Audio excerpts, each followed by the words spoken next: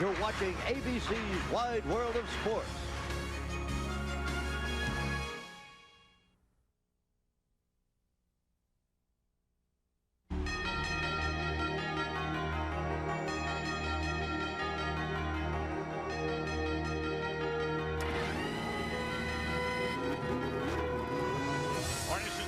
This one go.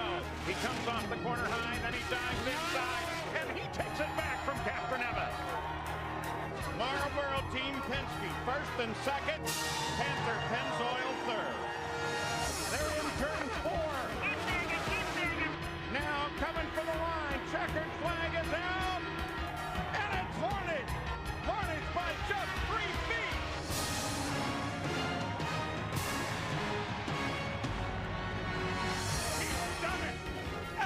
Castroneves wins the 86th Indianapolis 500. The flag for Sam Hornish Jr. And Unser Jr. and Hornish go to the line side by side. It's Hornish who takes the win by 24 ten-thousandths of a second. This is the much sought after Indy Racing League Cup that one of 2 drivers will win today. From Texas Motor Speedway, ABC Sports presents the 15th and final round of the Indy Racing League for 2002. The Chevy 500 will decide who will be series champion. And it's down to 2 drivers. Defending series champion Sam Hornish leads by only 12 points over Elio Castroneves. Gilles de Ferran was injured last week and will not compete here today, so the champion will either be Sam or Elio. Here's the points breakdown. A maximum of 52 are available, including the 2 bonus points for leading the most laps. Everyone scores points regardless of starting position, and the points lead has changed hands 4 times in the last 6 races. Hi everyone, I'm Bob Jenkins, and what undoubtedly has been the most exciting and competitive season in Indy Racing League history will conclude here today with the crowning of a new champion. And it couldn't come at a better racetrack. 4 of the 8 closest finishes in history have occurred right here. And until last Sunday at Chicagoland Speedway, the June race here at Texas was the closest finish in history. So Jack Arute, 14 down, but one very important race to go. And that important race is for Sam Hornish Jr. Has a 12-point margin going into this race, Bob, for the championship, as you said. But how did he get there? Well, Sam Hornish Jr. started the season out with a bang. The defending Indy Racing League champion went to Homestead, Florida, and was victorious. He backed it up on the other coast in California with a victory in the Yamaha 400. But then at Nazareth, trouble. He collects Buddy Lazier. Trouble again at the Indianapolis Motor Speedway in the 500. And in June, right here in Texas, ditto, more of the same. But then Sam stitched together the top 10 finishes, 8 of them, including a victory at Richmond in Virginia. Backed it up with a second at Kansas Speedway. And then went to Kentucky in his old Kentucky home, resulted in another second. And then, of course, that incredible finish 1 week ago.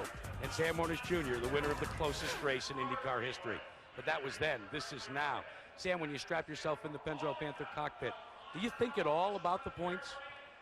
Not really. Just want to go out there, try to win the race. We know that the points take care of themselves if we do that. But you know, as always, won't put the car in any uncomfortable positions, hopefully. And you know, the Pennzoil Panther crews worked so hard this year, and just want to get through today smoothly.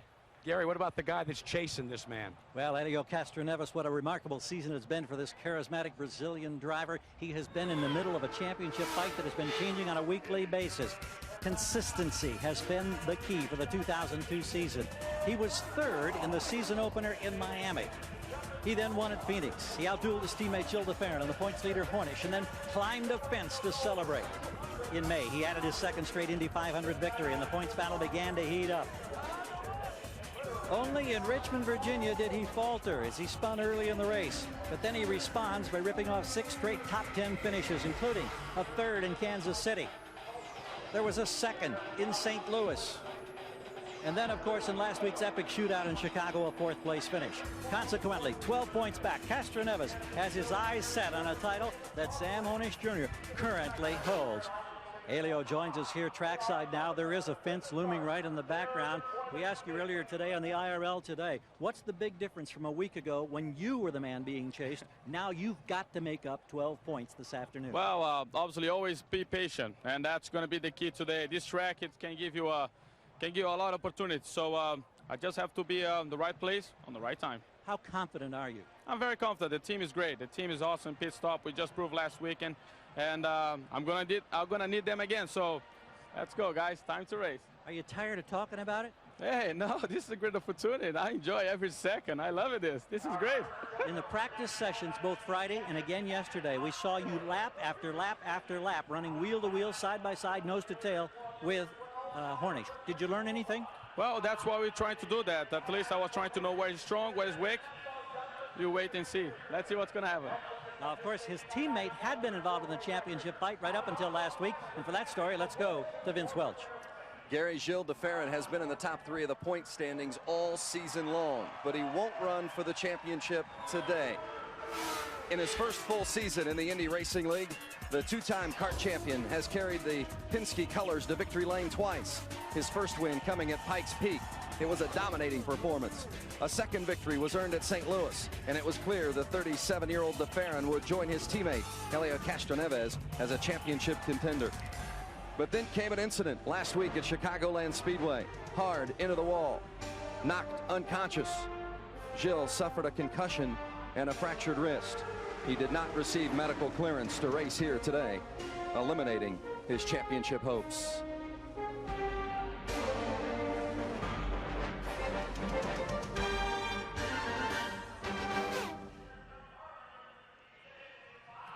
Gilles, it's good to see you. Physically, how do you feel?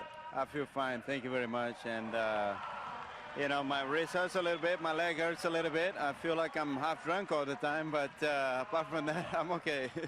The head injury, is that ultimately what kept you from racing today? I think so. I think so. I'm really kind of a little bit dizzy and stuff. And I don't think I will be in any condition to drive these cars at this speed. So we'll see how long it takes for me to get back on the horse. The injury that you suffered, the concussion, any effect on what you may consider down the road as far as your driving future is concerned? As far as I'm concerned, I still feel really competitive at 34 years old, not at 37, like you said earlier. I was going to say, you look so good for 37. Exactly. And I still really enjoy what I do. So it's right now, just my thoughts are to get better and get back in the car. Gilles de Ferran will be keeping an eye on what's happening on the track today. That will be key, but Jack Arute, also very key what happens behind the wall this afternoon. Oh, Vince, the crews are the ones that sometimes get tied up in the knots. We're with the Panther team captain, Kevin Blanche Rocket. How tough has it been with this crew? The last couple of days been pretty tough. We had a tough weekend, a lot of late hours, but you know, I got up a little bit early this morning. But as soon as we get going today, everything will smooth out and we'll be back to business as usual. And then when it's all said and done, when it's over, win, lose, or draw, what happens? Then I'm going to go home and go to bed, and then I'm going to get up, go to the couch and take a nap, and then go back to bed again. Gary, it does take its toll on this crew. Well, here's another longtime veteran of the Penske team. Rick Reineman has been working for the Penske organization for 20 years. In your estimation, Rick, as you come to this showdown point, how's this team handling the pressure and the challenge? Well, this is what we've worked for all year, and to be able to put ourselves in the position to be fighting for a championship at the last race of the season. And, you know, the pit stops today, we've got to perform them as perfect as we can. We've got to keep the driver out in that lead pack. Once we get done with that last pit stop, we're going to sit back and become race fans, because if it's anything like Chicago, this is going to be a heck of a shootout at the end. Is there any single worry that looms right up there in the front of your mind? Well, you know, of course, traffic. You know, keeping yourself clean until that final shootout. You know, avoiding accidents and, you know, again, getting through some good pit stops, getting your driver and staying in that lead pack. Looking forward to it. Have a great day. Thank you. Bob? 28 cars and drivers ready to go. The largest field since Vegas more than 2 years ago. And the command to start engines for the Chevy 500 here at Texas Motor Speedway is just a few minutes away.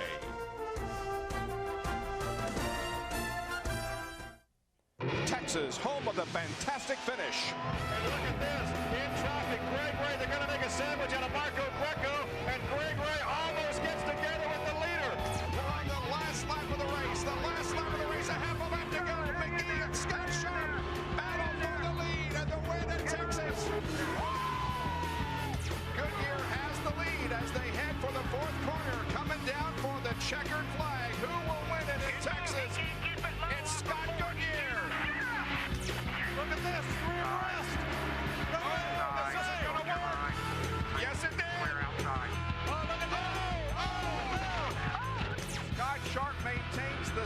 advantage as they come off the fourth corner at the line. Oh, Harnish got him! Oh my gosh, what a finish!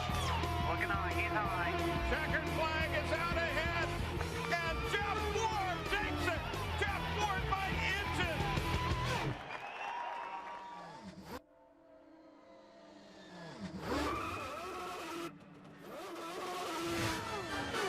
They're inches away at 214 miles an hour. Oh, Castroneves wins the Indianapolis 500. Look at this.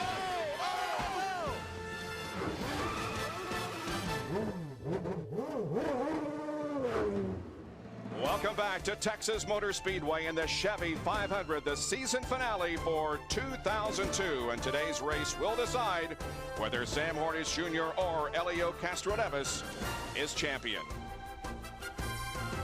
Before we start racing here today, let's back up 1 week. Many are calling the closing laps in last weekend's race, the best in open wheel history. That, of course, was at Chicagoland Speedway in Joliet, Illinois. There's no question about the nature of the finish we're about to see. There's only 1 second that separates first through 11th. And they pass under the white flag. By just about a foot that time. Paul, there's not a spectator in these stands today that is sitting down right now. 2 by 2, the front 4. The field all tightly bunched together. Heading into turn 3. On the final lap. Now Buddy Lazier comes up to take a look to the inside. And Unser Jr. and Hornish go to the line side by side. It's Hornish who takes the win by 24 10,000ths of a second. Hornish with his 7th career win. Well, there is the man live, the championship contender, Sam Hornish Jr. and also Helio Castroneves. Let's take a look at how the field will line up for today's race here at Texas.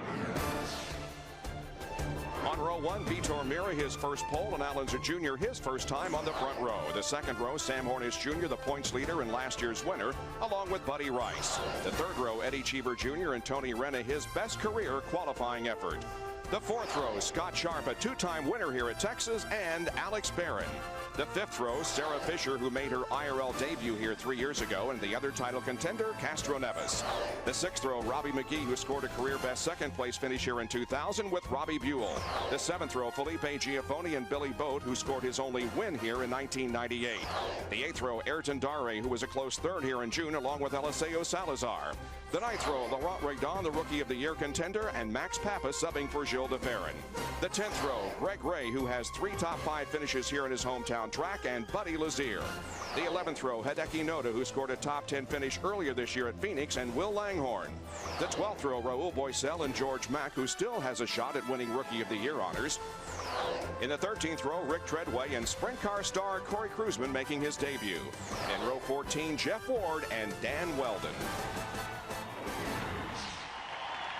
And Bob, the co-owner of both the Weldon and Hornish Pennzoil Panther machines is John Barnes. And John, what role does Dan Weldon play now that he's in the back of the pack? Do you send him to the front to try and dance with Sam? He's going to run his race. I mean, we didn't, first off, we really respect Team Penske, and we know they're not going to play games with Pappas. This thing's about Sam and Helio, and, best team will win. Gary? One area that may be lost in all the commotion among the battle between Hornish and Castroneves is the fact that the number 6 car, even though Gilles de Ferran is not driving, is still eligible for a $500,000 owner's prize. And Roger Penske, of course, is the man who will be working with Max Pappas today. How significant is that in Max's approach to this, in your approach to this race today? Well, Gary, of course, the thing he has to do is finish. That helps us certainly with Helio, but in his own point support for Gilles, and it's important. This is going to be a great race, and we're just focused on finishing this race. One guy drops out, can make a big difference in owner's points and the championship, so it's going to be a great race. We're looking forward to it. Wish you well. Thank you. Thank you. Vince? Max Pappas' only other run in the Indy Racing League came at the Indianapolis 500 this year when he ran for Team Cheever. Max, what will be your role within the team game plan this afternoon? First of all, let me tell you, I'm really proud to represent Roger and everybody, the Marlboro Team Penske. And my role would be get the Marlboro car up there in front and give satisfaction to all these guys. They work so hard.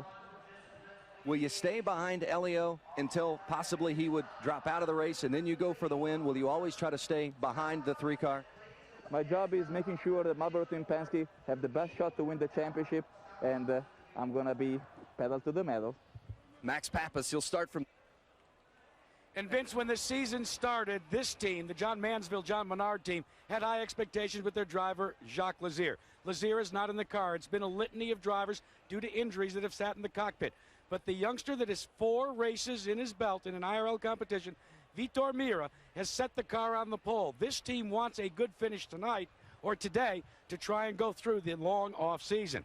Now, in the case of Al Unser Jr., involved in the 3 closest IndyCar finishes in history, he's in his best qualifying effort ever in an IRL car.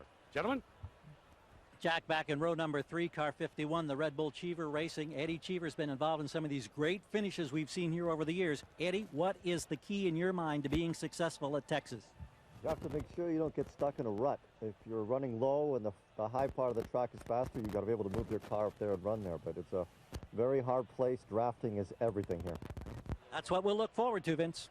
Jeff Ward won this race in June, beating Al Unser Jr. by just a nose. But Jeff, today you start in the last row. How do you get up to the front?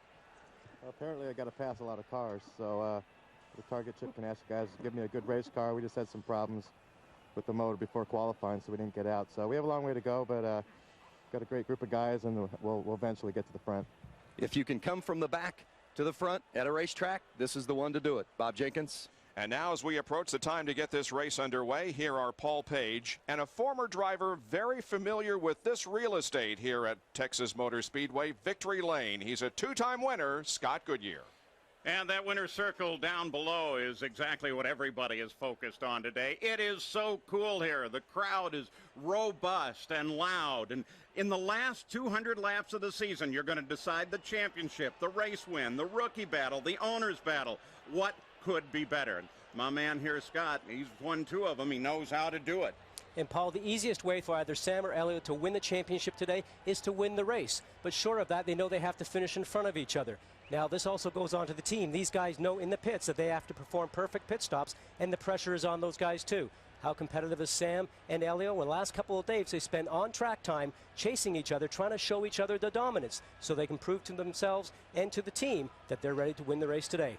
Oh, yeah, the practices have been awesome with Elio and Hornish side by side, lap after lap.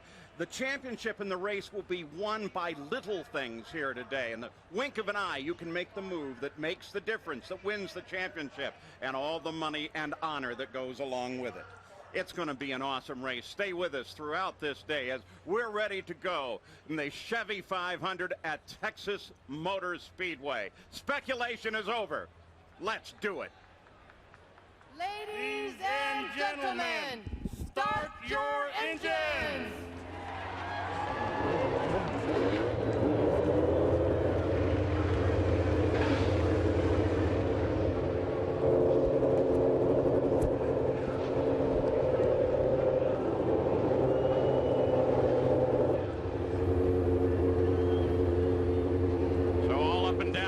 Straightaway they indicate their engines are ready to go. 12 points separates Hornish and Castroneves in their battle for the championship. Now, every car that starts is going to receive a point, so it is incredibly tough to run here, to get to the front, to win. It's going to be a close fight. Points paid for every position. We look at the race analysis. 10 of the last 12 races here have been decided by less than a second. 4 of them in the recent memory at this track, Scott. Paul, the drivers know right now the pressure is on them. The pressure relies on their shoulders. There's nothing else the team can do for them. Everything has been done. Practice is set. Qualifying is set. The race is here. They know they got 200 laps around this racetrack to hopefully come out ahead. And as the field rolls, let's once again take a look at how they line up. Vitor Meira, his first career pole in his 4th start. And Al Unser Jr., his first front row start in the IRL. Sam Hornish Jr. going for his 2nd straight championship. Now, the championship contenders are separated by 7 places on the start, 3 different rows, because Elio Castroneves will start back in 10th place. There are 14 IRL races race winners in today's field. 9 of those have won this year. There are 10 rookies in today's race. 3 of those start in the front 3 rows. Now, the average age ranges from a youthful 21, that'd be Sarah Fisher, to the veteran Eliseo Salazar, who is 46. When we look at the rest of the field, back in the 13th row, you'll see Corey Cruzman, the California Sprint champion, making his IRL debut. And in the last row, 2 cars with potential, Jeff Ward and Dan Weldon. And don't forget, the last position has produced 2 wins in IRL competition, Scott. Scott Sharp, this is Scott Goodyear with ABC in the booth. You're a 2-time winner here, and do you have the car that can get the job done today? I think we do, Scott. We're real excited to finish the season off here in Texas. It's a great track for the IRL cars. Delphi team's had a lot of good success here. It's going to get to be a track position race towards the end of the race. You got to have a car that can really run tightly behind another car, and I think we have that today. Well, good luck. We're looking for a very exciting finish. Thank you. We're going to take a look at some of the onboard cameras that we have for you today. Buddy Lazier has our Firestone race cam. He looks through the field. Of course, the pole sitter, Vitor Mira, he will have an onboard camera. Back to him, the champion contender, Sam Hornish Jr. Al Unser Jr. also has an onboard camera, as does his teammate, you just saw that, Scott Sharp. Now, we want to show you where the contenders are once again. And remember, one of them is that bright yellow number 4 Pennzoil car. That is Sam Hornish Jr., the defending champion and the points leader. All he has to do is stay ahead of this car, the red and white Marlboro Team Penske car of Helio Castroneves, number 3. Now remember that Max Pappas's car, the team car to this, is virtually identical, except the helmet tends to be a little more white. And you can look at the back of the car and see a blur of white as well on the attenuator. Jackaroo? Well, Paul, if there is a difference maker here, consider the fact that instead of the Marlboro Team Penske team being on top of the points and pitting at the last, now all of a sudden it's the Pennzoil Panther team. Now, the key there is the fact that the end of the speed limit is less than 12 feet away. That means that when they pit, Sam Hornish is going to be able to pull out without having to battle. Pit strategy will never be more important than it is in the showdown today. Split-second decisions, no chance to second guess. Right decision may win you a championship. Wrong decision may cost you a championship. There's been a speed bump in the theory that the teammates could be helping today. Sam Hornish's teammate, Dan Weldon, had a crash on Friday, didn't get much track time. Helio Castroneves was expecting Gilles de Ferran, he got Max Pappas. We'll see if any way during the course of this race today, the teammates could help Hornish or Castroneves win or lose a championship. Oh man, it's a pretty field that is ready to head for the last green flag of the season. And the green flag comes out, but the yellow lights come on immediately. Yellow lights come on immediately. No start. Paul, the drivers are told in the drivers' meeting to make sure they stay 75 feet apart from each other, keep those rows even, make sure you don't take a jump on the start. And certainly that's what happened here right now. Now remember, Vitor Mira is a rookie. This is his 4th race that he's had in his first pole position. Very anxious to get going. Matter of fact, he commented just this morning. He said, I don't want to make a mistake and cause a different outcome in this championship. I just like to go out there and run my own race. He's going to get another chance right here. Now, race control reported the reason for the wave off on the start was that Mira had a little too much of advantage as they came toward the line. They're looking good here. Green, green, green. And this time it is green. We are underway at Texas Motor Speedway, the Chevy 500. Mira and Al Unser Jr. battle at the front, looking for first place and the honor of leading that lap.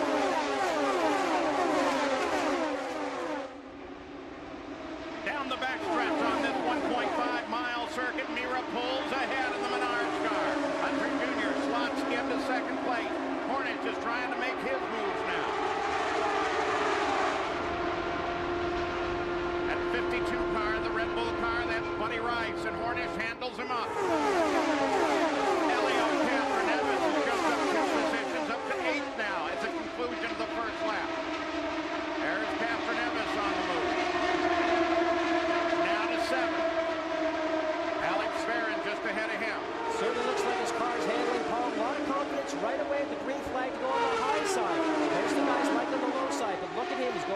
side, certainly looks like he's happy with his car.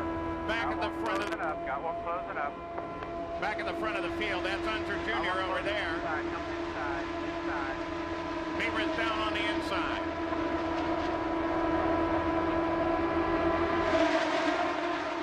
Hornish sits high on Unser Jr. Already the track is starting to stack up, Paul. We're going too abreast up in the front. Does not allow much room for the drivers behind to get through. It's going to look like Chicago did here just at the end of the race last week, where they run two abreast for quite a few rows deep. You're clear, you're clear. So watching from Sam Hornish Jr.'s view, again, over to Mira. Up at 214 miles an hour last lap.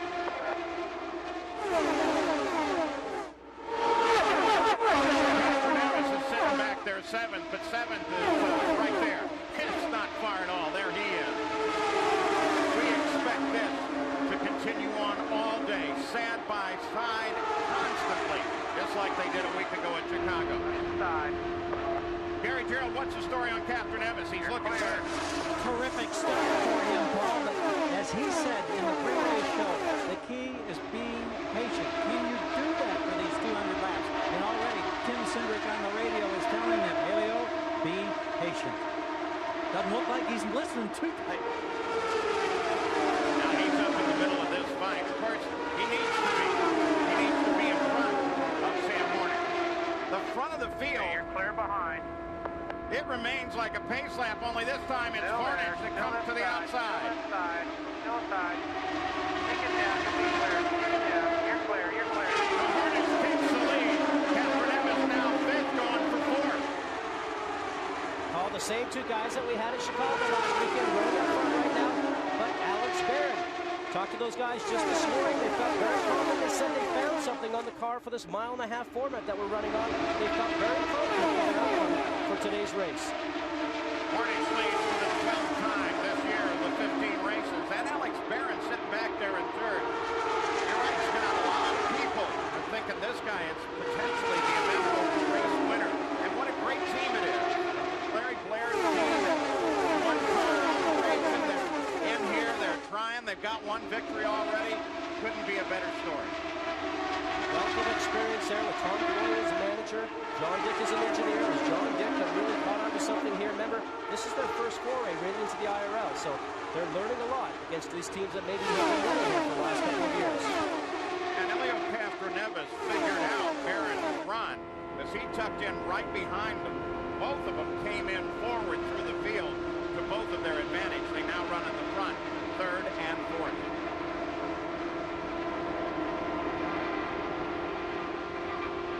Unser Jr. wiggles his way high. About a foot and a half away. Whoa. We're counting inches right there. Now don't forget, Al Jr., he wants to win this race, but I'm sure Hornish knew how close that was, and he's running for the championship. He might go, again. Awful early in the race. Two guys to be going in close. Look at Barron. Barron goes down inside of Unser Jr. Trying to poke his foot ahead for a second there. Now he's going to come out. Catherine Evans is going to come with him. Talked a lot about the championship between Castroneves and Hornish. There's a lot of guys dotted through this field right now that would like to win this race, and it might only be their first race of winning of 2002. Al Jr. is a typical example right now. So close 3 times this year. Yellow. And they are saying this is more debris. Under caution for debris on the racetrack here at Texas Motor Speedway in the championship round of the Indy Racing League. Yesterday was a championship round of the Infinity Pro Series, and what a race it was. The 2 title contenders, H.A. Foyt IV, grandson of the 4-time Indy winner, and Arie Luyendyk Jr., the son of the 2-time Indy 500 champion. 14 cars started the 100-mile contest. On the track, the racing and the drafting was sensational. Only incident, a spin by Aaron Fike after he was bumped by Ryan Hampton. Foyt led all the way to record his 4th win of the year, and his granddad and several members of the Foyt family were on hand for the celebration in Victory Lane. So A.J. Foyt IV wins over Corey Witherill, Ryan Hampton, Gary Peterson, and Ed Carpenter, the top 5. And so the final results in the first year for the Infinity Pro Series, A.J. Foyt IV is the champion, beating Arie Luyendyk Jr. by 54 points and Ed Carpenter by 64. That's the update on the Infinity Pro Series. The race will go green in half a lap. Here's Paul and Scott. Well, 8 cars pitted on lap 16 under the yellow. Pappas, Sarah Fisher was among them. Jeff Ward was there. Greg Ray, several others came into the pits. Now they come back into formation again. There is your restart order. As Johnny Rutherford driving the Chevrolet Corvette pace car has already come off the circuit and back to green.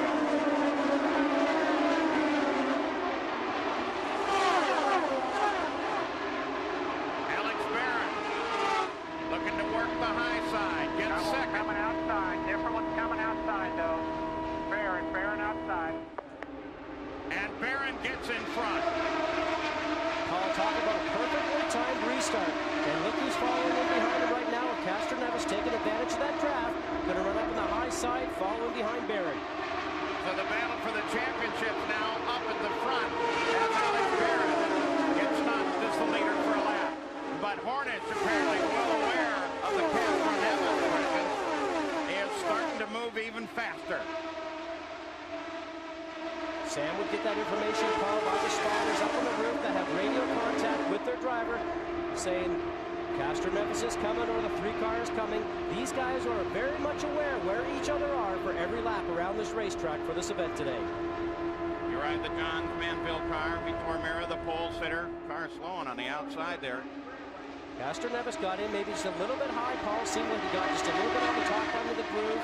Lost a little bit momentum.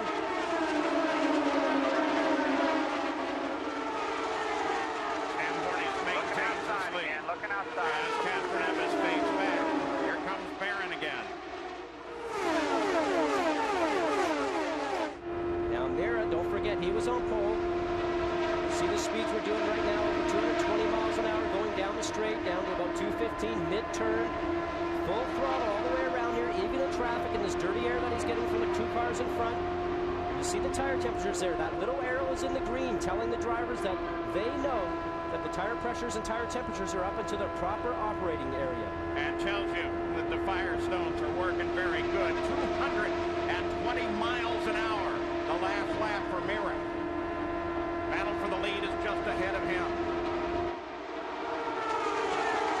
Now the one thing that's happening, Paul, right now is Sam Hornish is leading laps.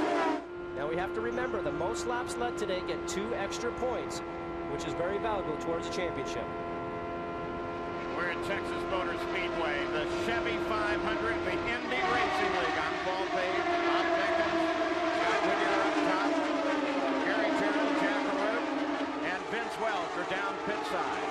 The early stages, 23 laps, now being complete of this, the final race of the season, and the battle for the championship. And that battle for the championship is pretty close to the front. Hornish Jr. is currently the leader. Castroneves, you see him right together there. He's in fourth. And Alex Barron got a car spinning, and it's George Mack. This side of the car looks clean, Scott. Well, I think that all 4 tires are really pointed in the right direction, Paul. He's down the apron. I'm not sure if he had a problem, was trying to get off the track. Yeah, let's look under the car, though, because they said that under the rear there, race control had reported that he was smoking just before he came in. They're putting out oil dry, so maybe he had an engine problem that ended up putting some parts, if not oil, on the track. Paul, when he went by us down to turn 1, you could see the smoke, and you assume there was a lot of oil, and it definitely was misfiring. We'll go ahead and tell me if you want any changes. Well, and it looks, in fact, like George, great sportsmanship, got it down, got it away from the edge of the racetrack, so everything was okay. Don't forget, tomorrow night, new coach Steve Spurrier will make his Monday Night Football debut. Al Michaels, John Madden will be in Washington, where the revamped Redskins will host the Eagles. That's tomorrow night, 9, 6 Pacific on ABC. And find out what John Madden thinks at ESPN.com, keyword Monday Night Football. So at Texas Motor Speedway, for the second time, we are slowed under the caution flag. Pits are still closed. First time that the caution came out. 8 cars went in, and it will be interesting now to see who goes in. Scott, what they're actually doing is computing not from the start but to the end of the race on pit stop. Certainly, Paul, they want to make sure that hopefully they can judge it just correctly, that if the yellows do fall, that they can come in underneath the yellow, because if you do a green stop, you will certainly have a lap down. Well, we'll be back after a word from our ABC stations. You're watching ABC Sports Championship Television.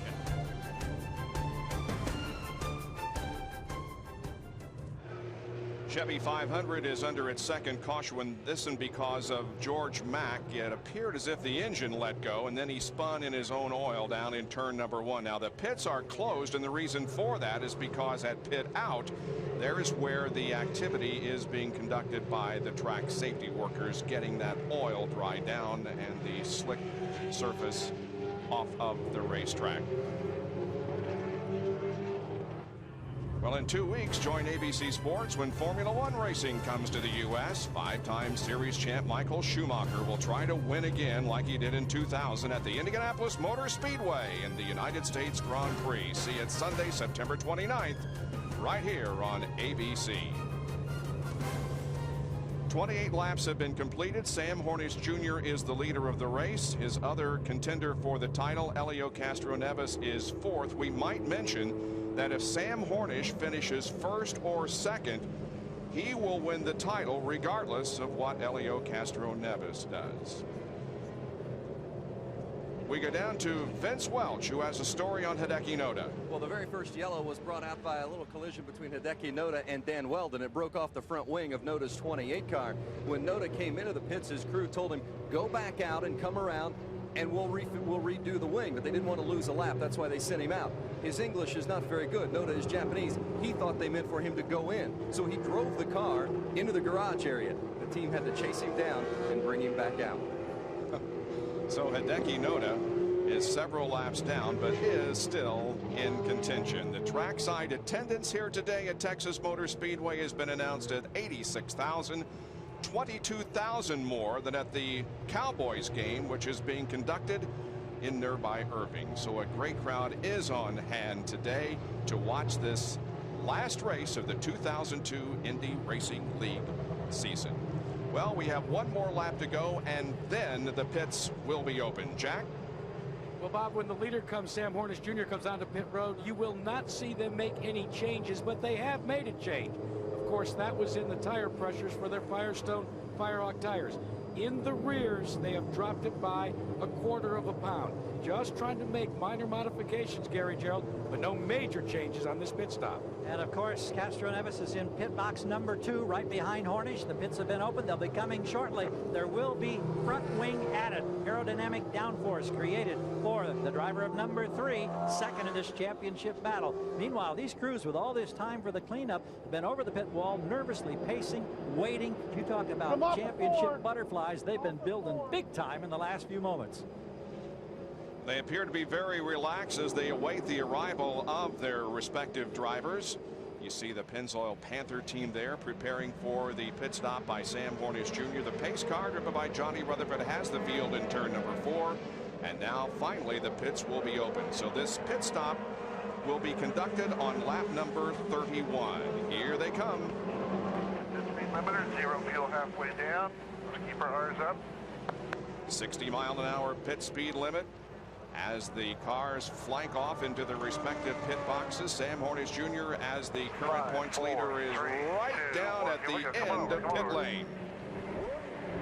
Hornish dives in. Now Castroneves is in. We'll look for the wing change after the tires and fuel. No changes, Gary, as we said on Hornish. They are done.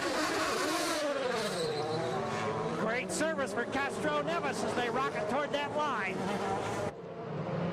Alex Barron, it appears, got out between Hornish and Castroneves. -3 on fuel, Sam. -3 on fuel. Vince?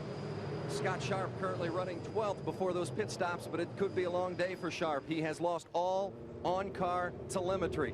His team owner, Tom Kelly, says it's awful early to start winging it. So a former winner here at Texas Motor Speedway who qualified well is experiencing some problems. Scott Sharp deal with those for the remainder of the race, and we are only 31 laps into this event. And Bob, when they talk about the telemetry system, what ends up happening is that the information from the car is not getting back to pit lane. Back with more in a minute from Texas Motor Speedway. We talk about the high-speed ballet that pit crews endure. Well, how about the brushback? It's not just in baseball. Watch the yellow car. Sam Hornish Jr. His stop is completed. Now look at the rear tire changer. Picks up the tire, and that's Helio Castroneves in the red and white car, brushing back the leading crew. And when they came to the line, it was very, very close as to who would be ahead of whom. Alex Barron, by just a few inches, was ahead of Helio Castroneves, but that will be for the 7th and 8th position because there were 5 cars that have chosen not to pit. Vince? The yellow was brought out by George Mack, whose motor let go. But George, I know you're disappointed with the way it finished today, but maybe how about summing up your first season in the Indy Racing League?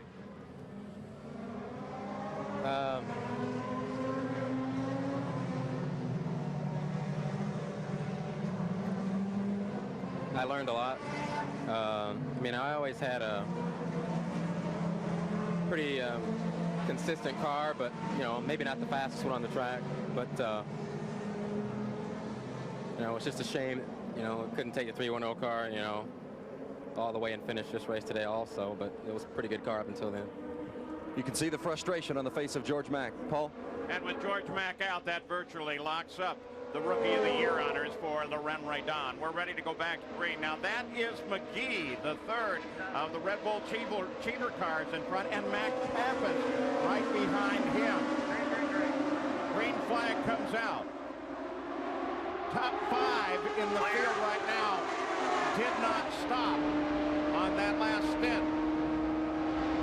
So that puts the eventual leader, Hornet, in about 5th place now. Moving out of there.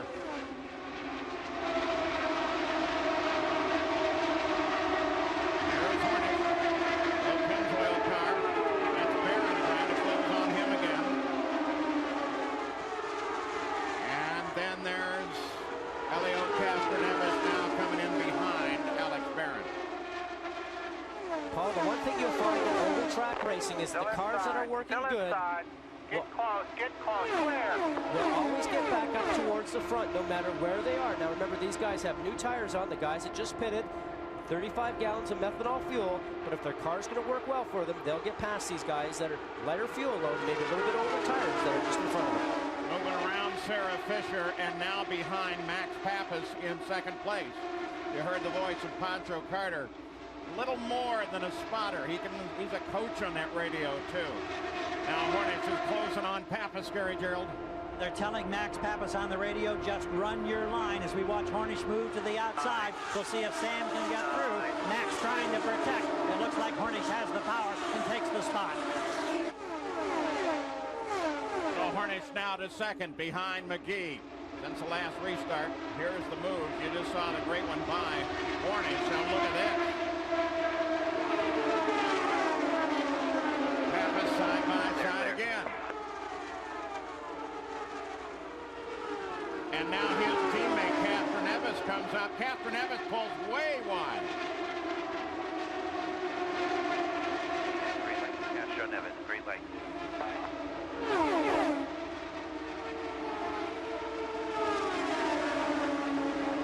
Sarah Fisher just ahead of Castroneves. Looking outside, outside, outside, outside, outside, outside. So Castroneves has Sarah, and here is Sam Hornish Jr. looking for the lead. Robbie McGee in front. 41 helps the fuel to get the rebound, Sam. 2 different engine power plants, Paul, right now. McGee up front running with that Infinity power plant. Hornish running with the 2002 version 2, as they call it. Chevrolet, a dominant power plant this year. Castroneves and Fisher continue to work. Barron is there. Vince Welch. McGee in his first race for the Red Bull Achiever Racing Team, said this is the best car he's had in a long time. He just wants a chance to show he's still capable of running up front. So you know he's really enjoying this moment in front of the field. His team was just inside the fuel window, and that's why it elected to stay out, hoping maybe to catch another yellow, and that fuel strategy would pay off. Yeah, first race that he's led since Nashville in July last year, but that's over.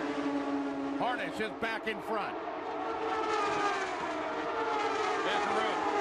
Well, that move was by design by Sam Hornish. They debated, the team and Sam, as to whether to follow that car in hopes and they could let Robbie McGee break the win.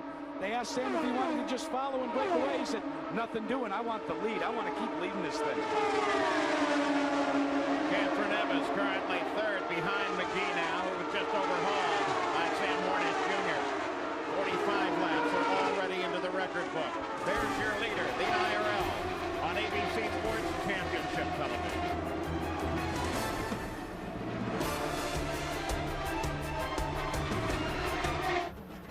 Oh, the IRL is fast at Texas. Helio Castroneves just got around McGee, and McGee's dropping back. He's also 52 laps since a pit stop, so we ought to be into the pits any time now. So it's Hornish and Castroneves and Alex Barron running up toward the front of the field. But Hornish far out in front right now. There's Barron.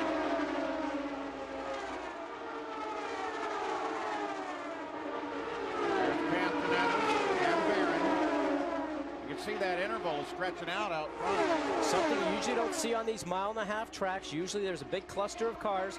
That will come back here very shortly once pit stops are taking place against, and possibly a yellow flag always brings the competition back together. Now Castroneves knows exactly where he's sitting, Paul, as far as the championship is concerned. He knows there's a long way to go. We're just past quarter distance into the race right now. He knows there's a few more pit stops, and his team can certainly help him make up some track space too. Both of the championship contenders, as we watch Castroneves making his move and Mira trying on the inside, that lost a lot of momentum. Castroneves, Hornish Jr. been very relaxed today, joking around with everybody. You saw them both a little bit earlier.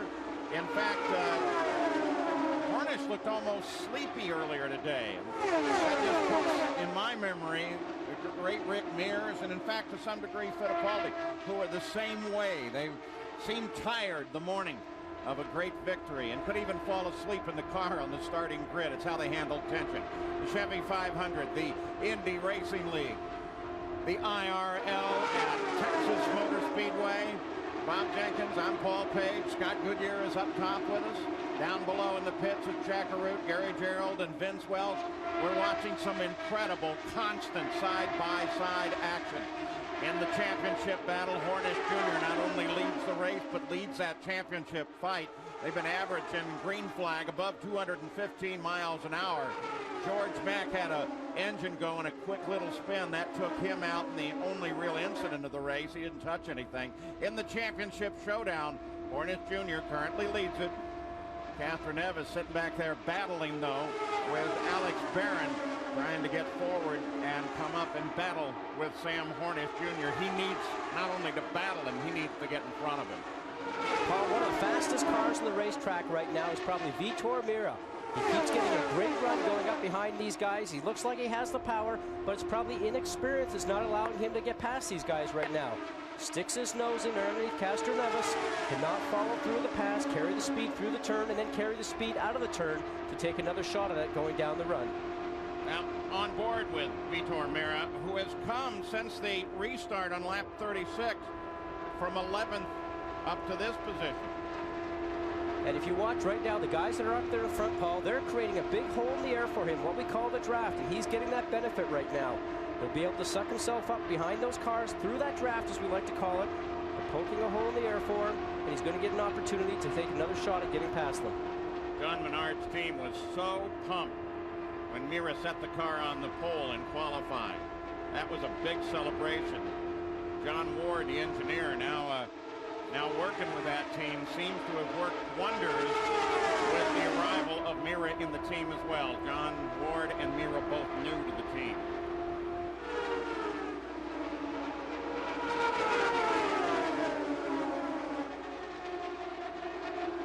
Hornish, McGee, Barron. Look at Unser Jr.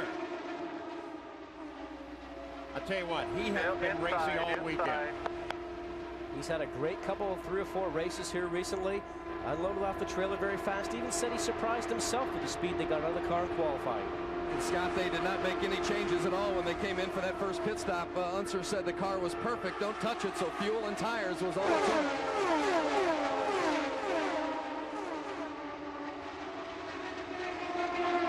Next Tuesday at 8, 7 Central, John Ritter is married with kids in the new comedy, 8 Simple Rules for Dating My Teenage Daughter.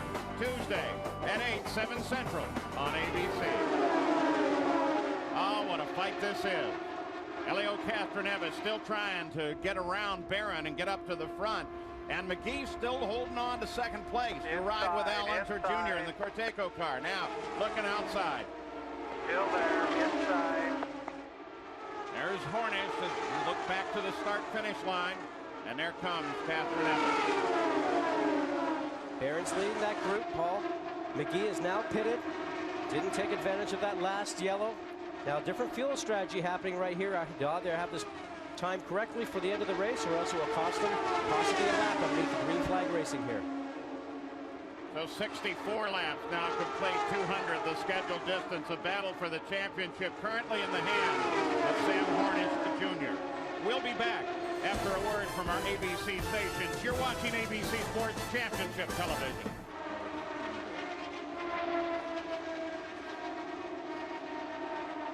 Back at the Chevy 500, Sam Hornish Jr. is the leader, as you can see by that illustration, the telemetry telling you where the cars are by the full back straightaway. Alex Barron sits second. Castroneves right behind Barron is third, then Vito Mira and Al Unser Jr. But Scott, it looks like Hornish is able to pull the rest of the field. Well, the impressive thing, Paul, right now is that Hornish is running by himself doing 2:19 as we watch Sarah Fisher pulling out the pit after service. And right now, Barron and Castroneves are running together. Only about 2:17. So Castroneves and Barron should be running faster, Paul, because they're towing each other right now. But Hornish seems to have this thing dialed in.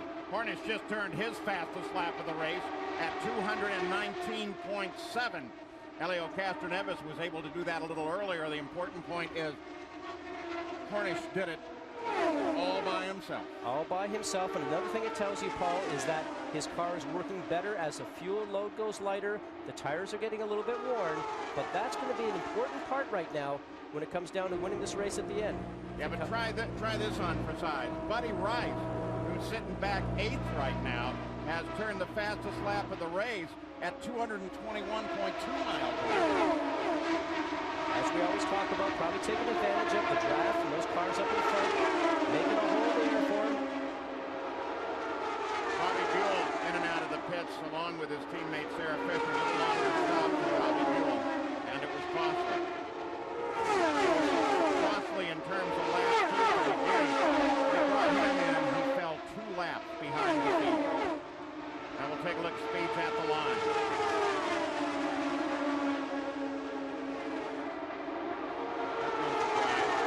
Rice shows up. He's come from 17th to 8th since the last restart. Vitor Mira, the fastest right now. Running back and forth. But there again, you have to be impressed with Hornish. 2:19s at will. Here comes Castroneves. Once again moving up high on Barron. But here comes Mira.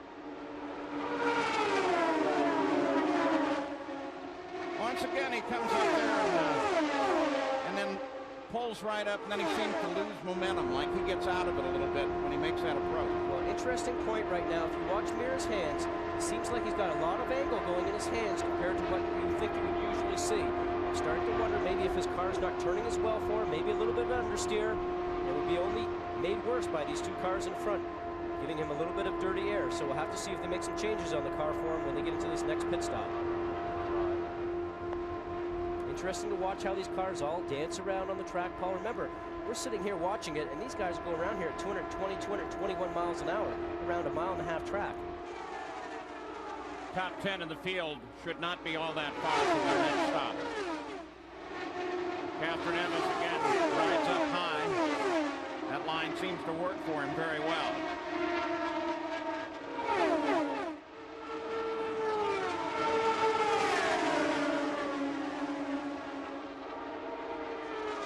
That last time around, everybody running in the 219 bracket, all running very close. Al Jr. we were just on board with for a moment ago, running in 5th. Seems like his run maybe gets a little stronger as the fuel load burns off also, because on that last restart after the pit stops, he did move himself back a little bit. Looking for the leader to be in the pit, Sam Hornish Jr. in 4 laps. And we assume actually that means the top 13 will be in the pits in those same 5 laps. In the booth with us now, Jill DeFerrin, 3rd in the points, unfortunately here and not down in the race car. Jill, you've been watching Castro Neves. Yeah, I tell you, it's been really exciting to watch. I'm actually looking here from a different point of view than what I'm used to, and it's very exciting. I think what's going on there is Eddie was just staying in line there with Alex to try to catch Hornish. Obviously, it's not working out because he's been able to pull almost 6 seconds now, and I think between the 3 of them, they got to decide who is faster and let that guy lead that group, and then they'll probably catch up to Hornish that way. Otherwise, you know, they got to really hope for good stops or a good in and out laps to kind of help bunch them up a little bit. Watching Vitor Ramirez, he moves down once again. He's looking good. We're watching the leader now. Inside, clear.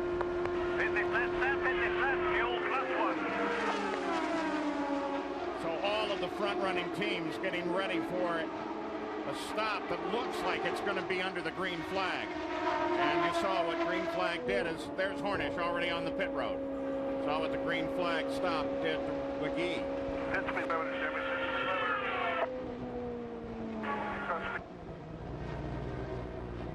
You hear the team with the pit speed limiter, 60 miles an hour down the pit lane from the entrance point right here down to your pit box. Anything over that is an infraction.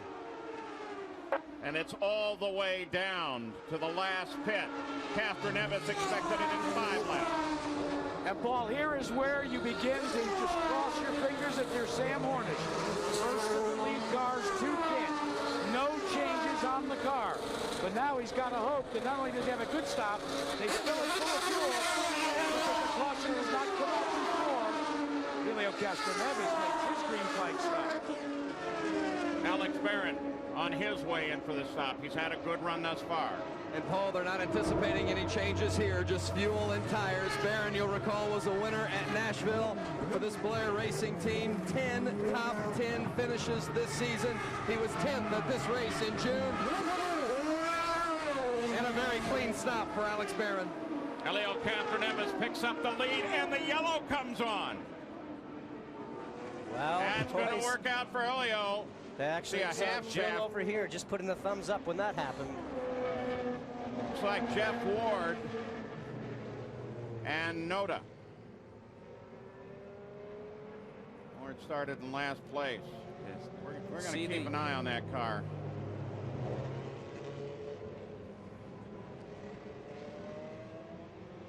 So the yellow comes out, and that plays into the hands of Helio Castro Neves. And Paul, when that accident and that yellow did come out, you saw the Blair Racing team of driver Alex Barron just put its head down and slam their hands on the stand, because that was a costly timing moment of misfortune for the Blair Racing team as Barron came in, and just as he was leaving, the yellow came out. And a little bit of concern too, because Hornish apparently had to go through quite a bit of debris as he slowed down for the yellow. And Jill DeFerrin sitting here next to me, he said, "Oh, right." That worked for Helio, didn't it? For sure. This is what we always hope for. I mean, throughout the year, we've been getting very good fuel mileage exactly for that sort of situation. So Helio was able to go 5 laps, or he was trying to go 5 laps later. The yellow comes out. Now he's a lap ahead. So Helio Castro Neves followed by Alonso Jr. I will get it back as soon as they pit, Sam. No worries. That's a conversation with Sam Hornish Jr., and they don't seem worried at all. They're going to, of course, there'll be a wave by on some of the cars that are lapped down as they reorganize the field. Is there any worry, though, about Castroneves under the yellow? They're making a lot of fuel. You don't worry about him running out. No, I think Helio is in good shape here. I mean, obviously he seems to be running okay in traffic and by himself. I mean, there's an opportunity here to really gain a little bit of track position. He's going to probably be leading the field once they go to restart. Next Saturday, join ABC Sports for another great day of college football, as Notre Dame and the Fighting Irish take on Michigan State or other regional action. Saturday at 3:30, 12:30 Pacific. ABC Sports, the class of college football. All right, Gary Gerald, you're keeping track of the Penske pits and Helio Castroneves. Yeah, Helio is complaining of understeer. The car is pushing, and they were asking, why can't you get down and run consistently on that low line? And the car just doesn't seem to be comfortable there. It runs better in the clean air. I'm sure Gilles and Scott can relate to that, but they're going to make a change on the wing stop, on the wings when they make this stop. Castroneves getting ready to come in, Reineman waving him home.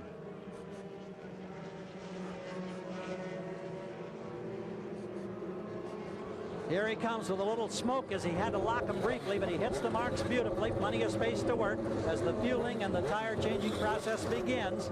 Then they go up front. They've already made the wing change. Reineman holds. Revs come up. Castroneves is gone. Nice stop by the Penske team. Castroneves comes out, makes a stop on the 91st lap. Unser Jr. also stops. So does Tony Renna. So, set of stops being completed to the advantage of Helio Castroneves. We'll be back with more from the Indy Racing League.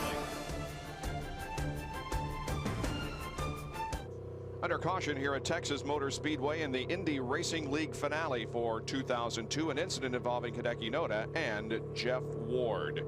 Now, Scott Sharp is being shown in third position. Helio Castroneves is being shown at the top of the list with Alonso Jr. second, but Scott Sharp is having a good run so far. He certainly is, Bob, and right now we're on board with Al Jr., so let's see if we can get in touch with him. Al Jr., Scott Goodyear up in the booth. You've been involved in 2 close finishes so far this year and 1 back here in Texas in the spring. Is the car going to give you a first place finish today? Well, I sure hope so, Scott. I mean, the Cortec O'Brien special is running great today. You know, we're running these laps off, trying to be a part of the lead group, and you know, so far my crew's done a great job, and we're looking good. I'd like to say hi to my kids at home. Well, you've been looking strong today. Can you give us a bit of a report on the track? Got a good crash there with lots of parts going everywhere. How's the track to you right now? Track's in excellent shape. Because of the wind is tending to head down the front straightaway. So when you get over in turn 2, on the exit of turn 2, you tend to lose the front end a little bit too much because the wind's blowing you from left to right. So if you try to run a high line around turn 2, you find yourself with a push condition where the car won't turn so well. 3 and 4 is perfect, both the high groove and the low groove. Well, there's a lot of racing left yet here today. We're not quite to halfway, so we wish you the best of luck.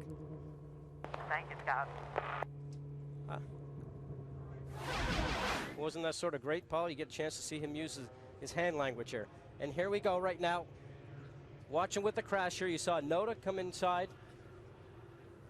Right inside of number 9 with Ward. An accident there, and we have to go back and do another replay here if we can. Looks like Noda was on the top side. As we see the target car being towed away in the hook, and not a great year so far for Jeff Ward. Indeed not. And here it is once again, Scott, as we see Noda, who I believe is at the top of the track anyway. He makes very hard contact with the wall, and for the most part, Jeff Ward is just hooked up with him and can't get away. Unfortunate for Jeff because he had so many problems this weekend, didn't get a chance to qualify, ended up having to start in the back and got tied up in an accident. Now Vince Welch is with a driver who is making his IRL debut here this week. That's right, Corey Kruseman, the USAC veteran from California, running for PDM Racing. Corey, the gearbox knocked you out today. How was your first taste of the IRL? Well, really, it was awesome. Unfortunately, the gearbox took us out, but, you know, it's really a dream come true. I got to thank Village Marine, Ackerman, Ventura Raceway, my local dirt track, and all the friends and fans that supported me from go-karts all the way up to making my dream come true today. Hope we'll see Corey Kruseman again soon, Bob. And we have a tire loose on the racetrack, bounding down the track. Not sure where that came from. One of the safety workers makes a nice catch, retrieves it to the applause of the crowd, and gets it off of the racing surface. Even race control at the moment doesn't know where the tire came from. It could have been off of Scott Sharp. Well, he looks, there it is. The right front is missing from Scott Sharp's car. And fortunately, he appears to be not too far away from pit entrance, so he'll be able to get that car on, that tire on, and back in competition. Vince? Jeff Ward, you saw part of that accident with Hideki Noda. Can you walk us through it? Well, you know, I just came out of a pit stop, and I was going underneath him on, you know, turn one, and, you know, he just came down on me like he does all weekend long to everybody, and he must realize when guys get underneath, they must lift like he does, but we don't. We're racing out there. He's driving around. He sits so low in the car he can't see, and you know it's unfortunate because the Target Chip Ganassi guys did a great job with pit stops, and we had a good car because it ran up front. We just were working our way up slowly, so it was unfortunate. He won this race in June, but he won't win it today. Jeff Ward. Elio Castro-Neves is the leader of this race as 96 laps have been completed. We are near the halfway point as we wait out this caution period. Back with more in a moment. We remain under caution. During the caution for the accident involving Noda and Ward, Scott Sharp lost a wheel. Listen to the radio conversation as it happened. He is the only lap car between you and Giafone and then Renna. Guys, my right front tire just fell off. My right front tire just fell off. Get back in here. Pitting this lap. You can hear a little bit of a chuckle in his voice. Everything is okay. He was able to drive the car to the pit area and get the new right front on. Gary? Bob, as this season winds down, Chevrolet, a very big day for them today. They know that Honda and Toyota come to the IRL next year.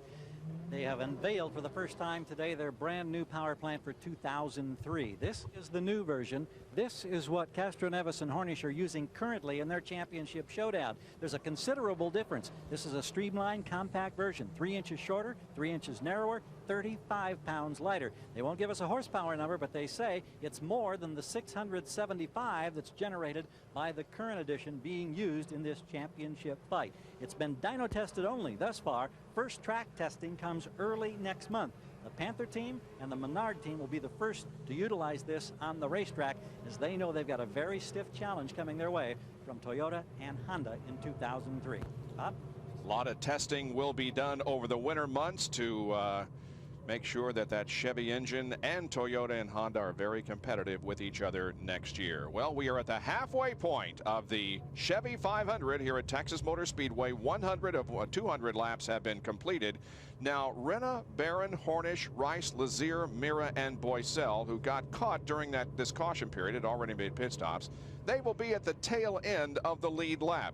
Castro-Neves, Allenser Jr., Giafone, Sharp, and Renna will be the ones that are on the lead lap. And right now, with Castro-Neves leading this race and Sam Hornish Jr. running 7th, Elio Castro-Neves has a 10-point advantage in the championship showdown, which is, of course, being decided here this afternoon. But we have a half a race to go. A lot has happened in the first 100 laps, and I'm sure a lot will happen in the next 100 laps.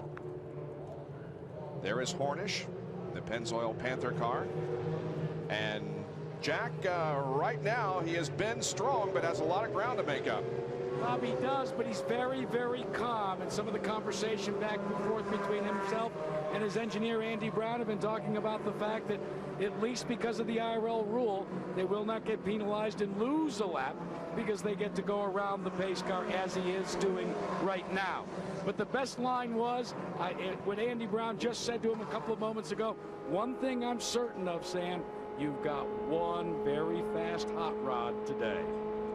Well, he certainly proved it there in that last racing segment. Before we went caution, he was just pulling away from the rest of the field, doing it by himself. Everybody else was left in a catch-up position, but now he is in that situation as he will restart from deep into the field and try to get up to where Helio Castroneves, his championship contender, is running. And once again, tomorrow night, new coach Steve Spurrier makes his Monday Night Football debut. Al Michaels and John Madden in Washington, where the revamped Redskins will host Donovan McNabb and the Eagles. Tomorrow night at 9 Eastern, 6 Pacific on ABC. And John Madden has some thoughts on Steve Spurrier at ESPN.com. Keyword Monday Night Football. Down to Vince Welch. Felipe Giafone currently running third, but he was very fortunate during that incident with Jeff Ward. He ran over the debris, and look what it did to the tire. Giafone somehow managed to keep the front end pointed in the right direction and get in time to get fresh rubber.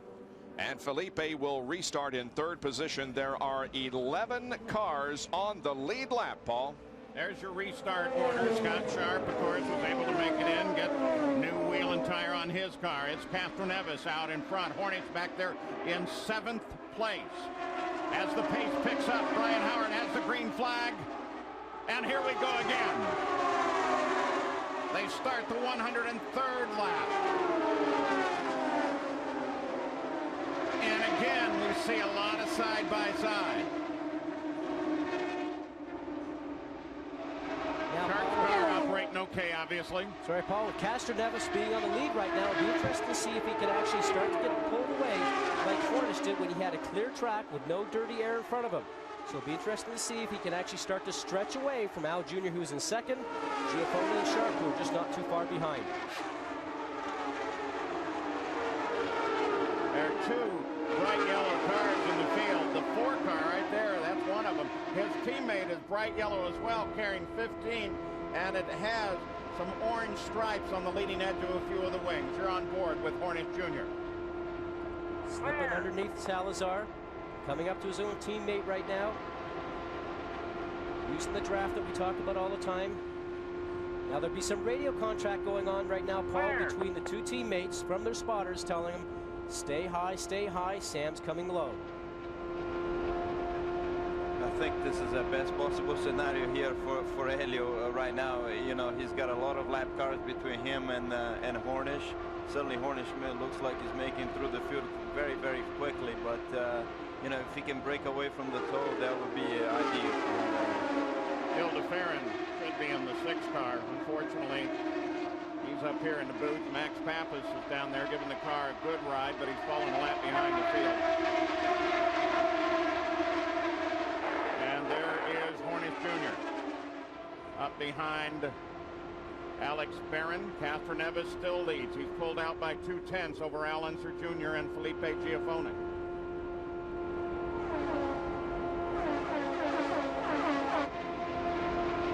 Watch Sam's right hand right there. Every time he takes it off the steering wheel, which he just did, he's going over into this area right here. And that's the weight jacker. It means the car's not working exactly as he wants, so he starts to turn the weight jacker, and the weight actually starts to put some more weight up in this left front tire. Helps the car turn better throughout the turn. Last lap around for Castroneves, 2:19. The strap adjustment for Hornish came at 220.3 miles an hour for a lap average.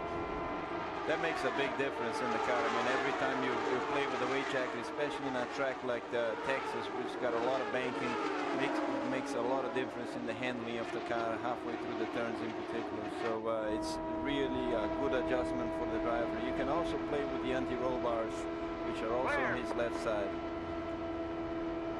So watching the Panther Pentoil car. And Helio Castroneves remains at the front. Unser Jr. is right there, though. Gary Gerald.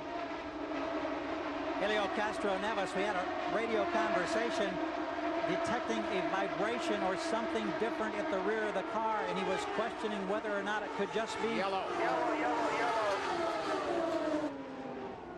Debris on the back stretch. Debris on the back somewhere. So that's the fourth caution of the day. Elio Castroneves remains out front just as Al Unser Jr. was trying to make his move. We'll be back after this and a word from our ABC stations. You're watching ABC Sports Championship Television. Eddie Cheever's right side mirror came off and landed on the racetrack. That has brought out the caution, and we are under it right now. A little more than halfway through this event, 115 laps completed. Well, let's take a look at what's happened so far in this event. And of course, the IRL Championship Trophy is up for grabs here today as 28 cars started with Elio Castroneves as second in points, 12 behind Hornish. He started 10th and began to move through the field quickly. Sam Hornish Jr., the leader of the points coming into this event, quickly took the lead from Al Unser Jr. On the 24th lap of the race, George Mack lost an engine, spun in his own oil down in turn number 1 and is out of the race. On the 44th lap, Hornish once again charging through the field and taking the lead from Robbie McGee. On the 89th lap, Hideki Noda and Jeff Ward were involved in a crash over in turn number 2. And we had a very short green period before this caution period that we are now under. So Elio Castroneves is currently the leader. Sam Hornish is running in 7th position. 10-point difference. Castroneves the points leader at the moment as we go back to green, Paul. Brian Howard's green flag comes out. They're racing once again at Texas Motor Speedway. Got one more, clear. Watching Hornish. He's trying to come up through the field. Currently 7th. Alex Barron, that's ahead of him.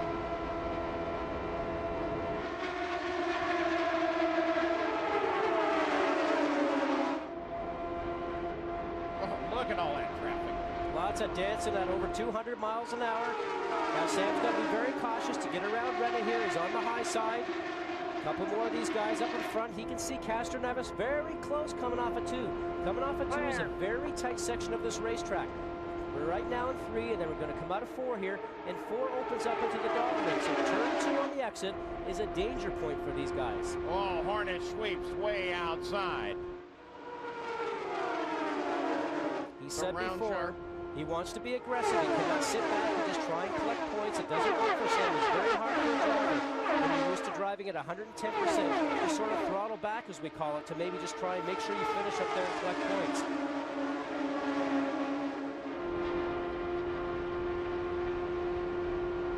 According to race control, they're going to bring in the 15 car, Dan Weldon, the team car, Sam Hornish Jr., because they don't have good communications with them, don't have any radio communications with them. And Paul, as we talked about before, the radio communications here are so very important because that's how the spotter who's up in the stands contacts the drivers to tell them what's going on around them, in front of them, behind them, and if there's a driver coming in underneath them or up on the high side, all that radio communication that you hear through our broadcast is coming from the spotters. Looking inside, coming inside, coming inside.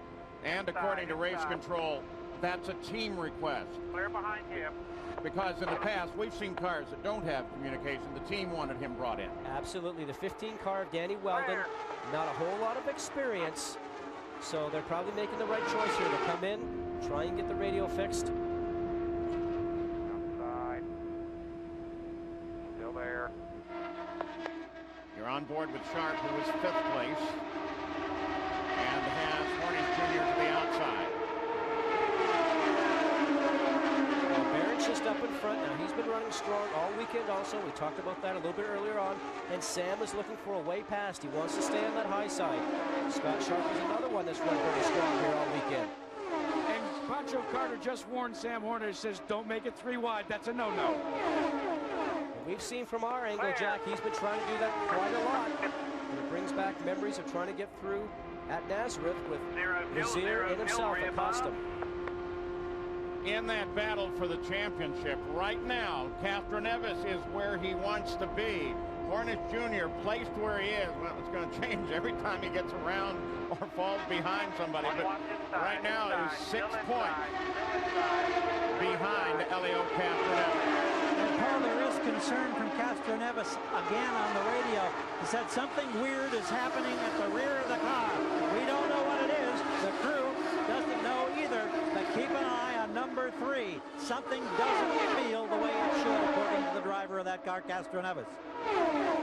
Well, Gil DeFerrin was sitting next to us for a while. He's gone over to join the Brazilian host broadcasters. A lot of international television coverage of the series. And, of course, he'll switch from English to Portuguese for that coverage. Unser Jr.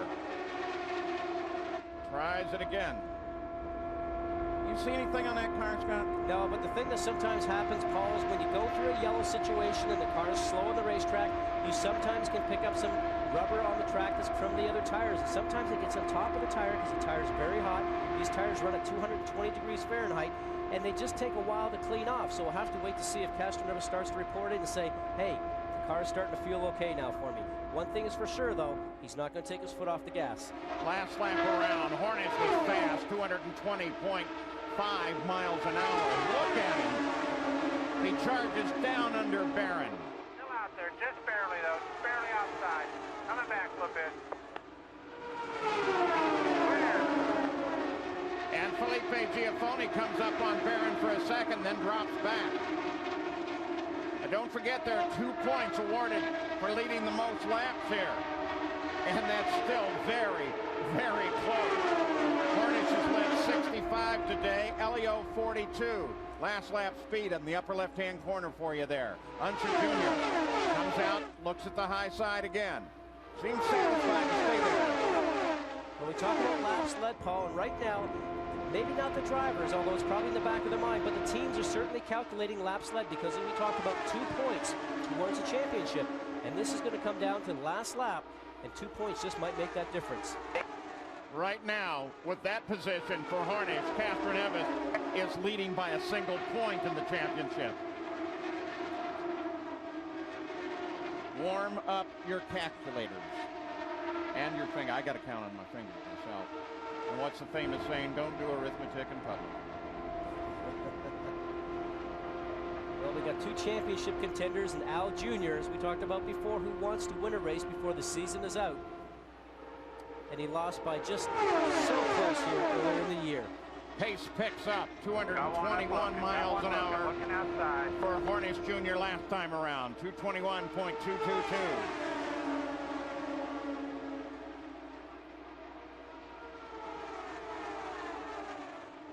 You know, you definitely can't count out Unser Jr. and Barron. Unser Jr.'s got something to prove. Twice second in a photo finish this year. Had the pole through most of the qualifying session, only to be eclipsed at the last minute by Vitor Meira.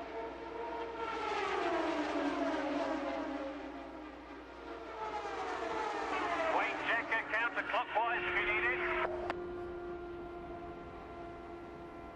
Some information coming from Sam's pit. Sounds like turn the weight jacker clockwise, which would put more weight on that left front wheel that we talked about before to help assist the car going through the turn. So, Time to save some fuel, Sam. there's some great information right there telling him just to pull it behind, maybe select 6th gear. Got one up looking, got one up looking. Sam is 48 laps since his last stop. Castroneves and Unser Jr. are 43 since their last.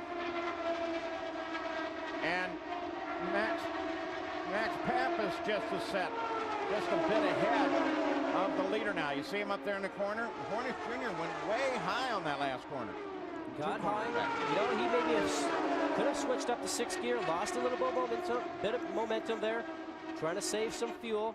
There again, it's very hard for a driver to sit back and go slow. It's just not in their book. Still there, still there. Still fighting for the lead.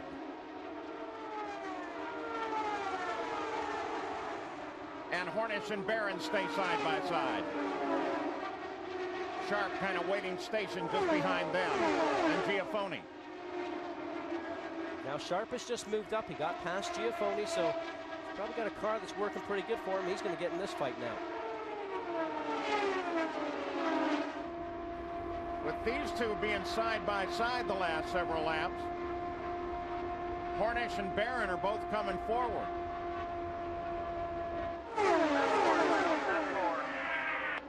And that's Pappas just ahead. He stays on the high line on the entry. He'll stay low. He'll stay low. Pappas replacing Gil DeFerrin. You heard Tim Cindric tell Castroneves Pappas will stay low.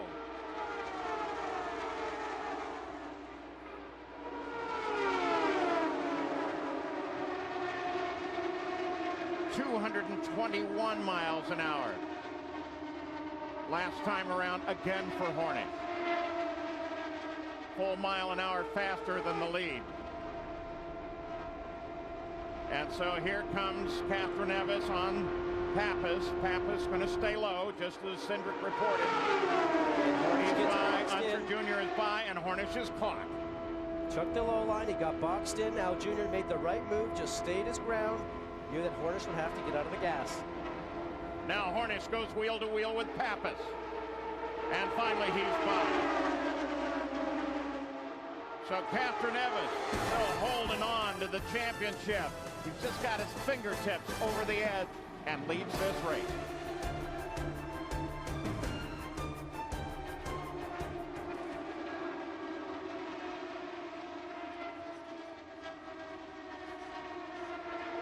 I have not said that. Okay.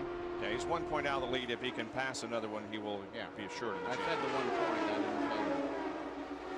Yeah. All right. No, I didn't. Hey, Paul. Yeah, Jack. How long is, what is the best stop that Hornish has made in terms of laps on a tank?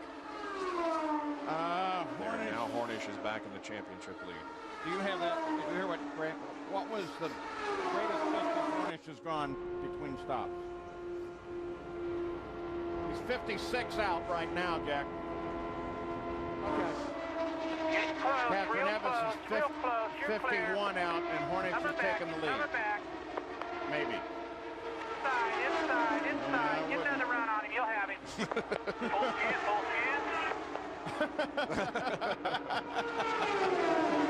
We've asked him to wait for us. I'd be content to sit right there if I was him. Yep.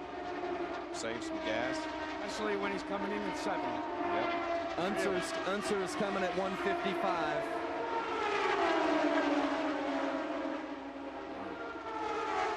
And that puts them all there. Right, Jack? Puts the whole front of the field within reach of the checker. Hello, Jack. Hello, Gary. Yeah, I'm sorry, Paul. That's why I was asking you. That's why I asked you. Yeah, it should be. Yeah. I didn't know you were asking me, Paulie. I apologize. I'm sorry, Jack. You two being awful nice to each other. I don't what's the guy. the problem Clear behind here? if you want it. I like you when you fight.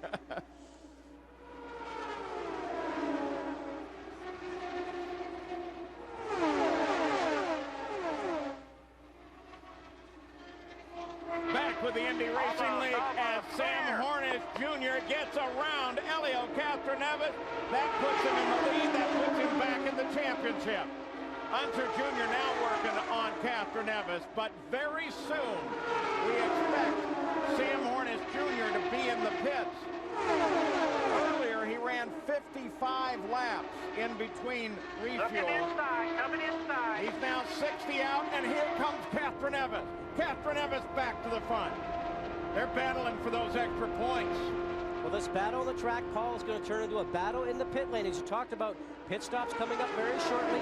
These guys are going to be within the fuel window as they are now to be able to make their stop and go to the end of the race. But Scott, don't forget the last time Castroneves was able to stay out a couple of laps. We had that caution, so that's going to weigh heavily on Hornish and the Benzo Panther crew. Got one up looking. Don't forget, though, as Hornish sits right now to Castroneves, as long as he's in second, championship is his, regardless of what else happens. Interval first through ninth, 1.8 seconds. Look at him. Look for drafting room. As we watch him come out of 2 there, everybody snakes down to the bottom of the track. Everybody wants that low line. You got to get down there and protect your position. That'll be the place the passes will take form probably about 5 or 6 laps from the end when these guys really start to work towards getting towards each other. Hornish Jr. not content with that second place. Comes up to get his nose ahead of Castroneves. Coming back. 63 laps since his last stop for Hornish Jr. 58 for Castroneves. And guys, remember on Friday for 20 laps they did this, and then again in the final practice yesterday for about 15 laps. Tim Cindric said, just get used to it. I don't know how you ever can. Oh, yeah, they have been at each other constantly, playing the sight game. Still there, still there. Feeling one another, trying to figure out what each other has.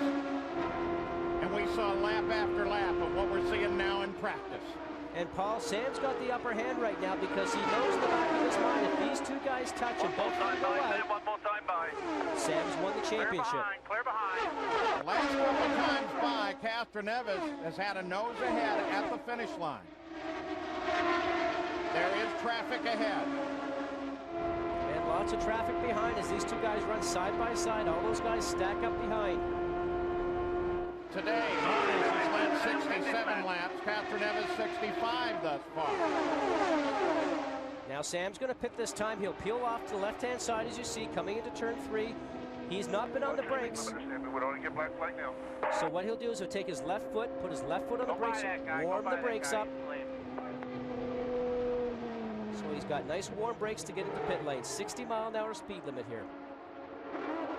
This for Sam Hornish and the rest will be the last stop. Castroneves in 5 laps. Move over here and just drive on through.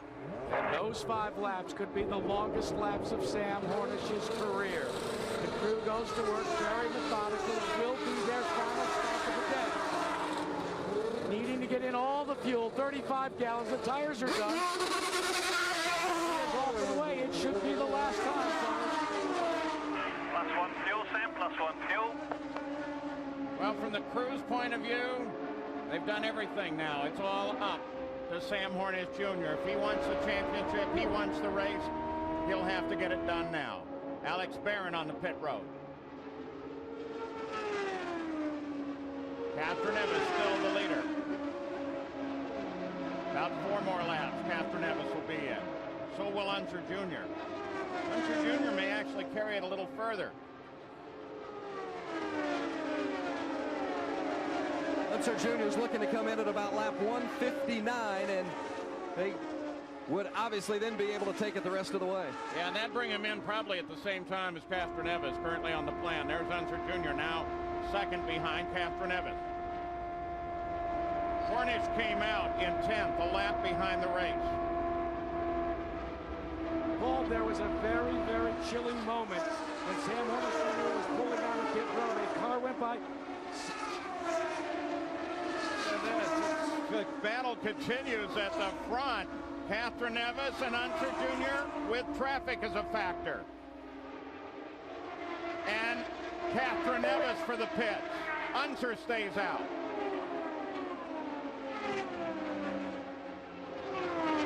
The same rules here now. Whoa. The brakes. He can look down at his dash on his steering wheel, know that he might have been going past faster than 60 miles an hour. Once you enter in the pit lane, that 60 miles an hour has to be adhered to, otherwise you get a stop-and-go penalty. Yeah, and the NRL has been adamant about that with everybody. There he is, guys. They tell us that they're going to increase the stagger on the rear wheels on this stop. They'll also, for the 3rd time, make a 1 turn of wing, I believe, up front. No, they waved that off. Good service. Almost an identical time to what Hornish had. Junior's in. With Junior in, Scott Sharp takes the lead, followed by Giafoni and Renna. Routine and fast for Junior. Corteco car rolls.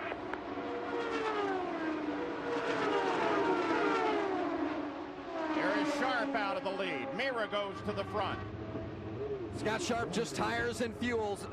No chassis adjustments expected. Robert Perez changing the right front. He'll give him the clear to go. A good clean stop for Scott Sharp. And it appeared both Unser Jr. and Sharp came out on stickers. Brand new tires, never been scrubbed in. And you can tell that, Paul, by the white stickers that are on all 4 tires right now. And those labels, stickers as they're known, will actually peel off once the driver's on track within about a lap.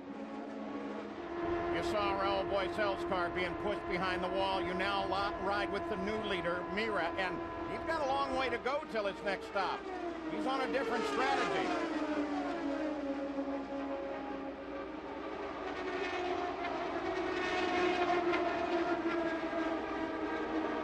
Mira Renna is second right now. Renna ought to be coming in. In the championship, Castroneves is now 6th, also falling a lap behind with these stops. And Hornish Jr. is 9th. But what that does is goes to the advantage of Hornish Jr. He has the championship cup in his hand right now. And Hornish goes wheel to wheel with Barron. Moving to the closing laps of the Chevy 500, the closing laps of the Indy Racing League season, and nothing is really decided yet. We'll be back with more of the IRL on ABC Sports Championship Television. I want to get you up to speed. Watch the hands on Sam Hornish Jr. as he's battling with Barron. They cross the line. I'm here. Move it over just a little bit. Clear. Well, right now it's Elio Castroneves that is in the lead. Scott Sharp second. Unser Jr. third. Hornish Jr. is sitting in 4th place. He needs a position. He needs 2 as Castroneves runs in front. Now here is something new for you.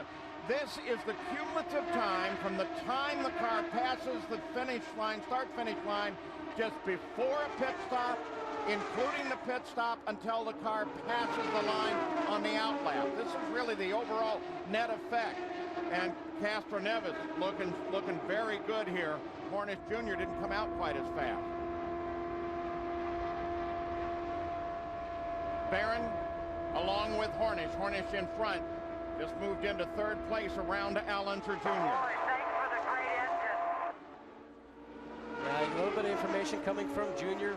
Sounded like he said it might be his motor, because just a few laps ago, Paul, he was running side by side with Sharp. Final moments of the season, the Chevy 500, the Indy Racing League. I'm Paul Page. Bob Jenkins and Scott Goodyear up in the booth with us as Al Unser Jr. gets down on the pit road. Jack Arute, Gary Gerald, Vince Welch, they're covering down from the pits. Battle is at the front right now for the race. And the championship, Castroneves has done everything that he can. The word is that the motor just went on Al Unser Jr. Hornish is in 3rd place. He needs to be in 2nd. You see him there, that bright yellow car top of your screen. And there is the championship showdown. Takes one contender out for the possible race win here, and also takes a contender out that was actually in between Castroneves and Hornish. That would have helped Castroneves towards the championship here. Unser Jr.'s been running so strong. He's done for the day now. We were talking about Sam Hornish Jr. and him getting on the brakes, and everybody getting on the brakes hard going into the pit. The IRL has been quite clear. We don't much care where you are in the race or the championship. You break one of the rules, you're going to get penalized. That could be just devastating when you think about it. Now, this is the position that Hornish needs. If he can get 2nd place, he goes back to the championship lead. Clear! And he's got it. So again, the championship is going to shift. Hornish isn't going to be satisfied with that, though. He's going to want Castroneves. Final pit stops are complete. It's all up to these guys now. Paul, Sam knows that if he gets past Castroneves, he's got clear air in front of him, and he doesn't have to worry about any of that stuff going on behind him. He's probably going to try and get past and take a run off like he did before and see if he can stretch a lead. We'll have to see if he's got the car to do that, and they're getting so close right now. Remember, that's 220 miles an hour on the outside. Hornish outside Castroneves. Still inside, still there, still there. Nose ahead at the line. Half car now, half car, coming back. Oh, man. Unser Jr. out of the car. You're watching from 3rd place, Scott Sharp. Castroneves to the left, Hornish Jr. to the right. Car sits just ahead of them Still up in turn 1. Still inside, still there, still there. You can bet everybody is being told, please don't slow up the championship battle. Still inside, still there, still there. Paul, how many times times do you get to the very last race of the season of the championship and the two contenders are running 1 and 2? Oh, they absolutely touched. Still inside. They're both not given any room whatsoever. Look at that. Castroneves is trying to move him up. And now Hornish was trying to move him down because Hornish could see the traffic that was just up in front. They just passed. And so what he was trying to do was trying to push Castroneves down to the low side to box him in, to get him off the throttle. And yeah, it's not like running a stock car. You cannot safely trade paint or touch one another in the open wheel car.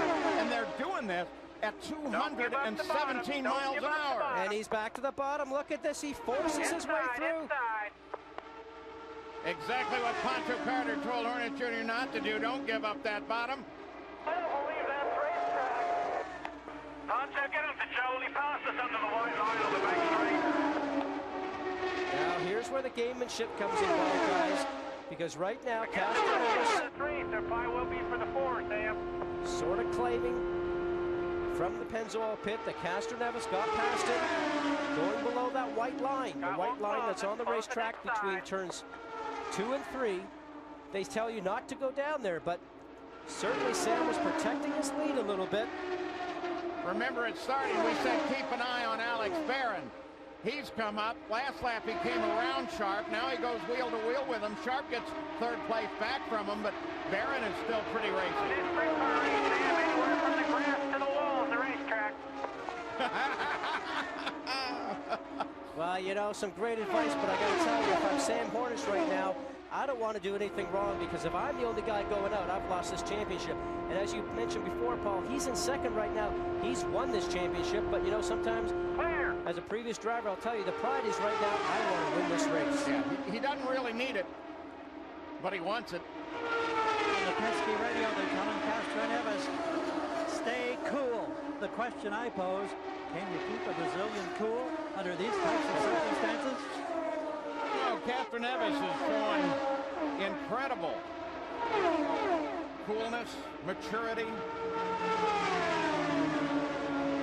Gary just thinks the genes might be working against him.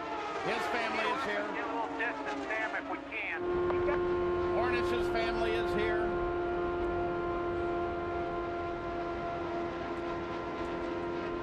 As of right now, points are tied. Hornish would win the championship because he won more races this year. That's the tiebreaker. And probably in an effort to keep Castroneves cool, Tim Cindric is saying, we're the ones that are having all the fun. Oh, here's Sam Hornish says, Mom, I can't even look at this. Oh.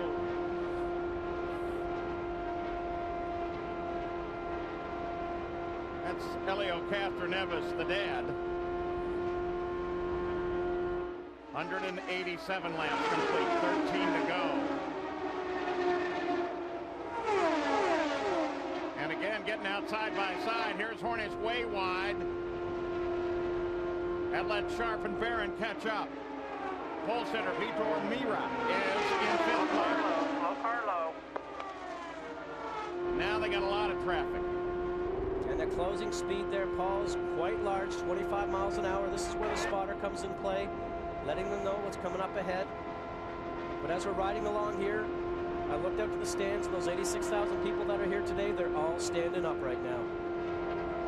Castroneves needs something to happen with Hornish. Sharp get around him, Barron get around him. Castroneves done everything he can. He's where the only place he can be. There's your laps left. Castroneves with the most. Points are tied.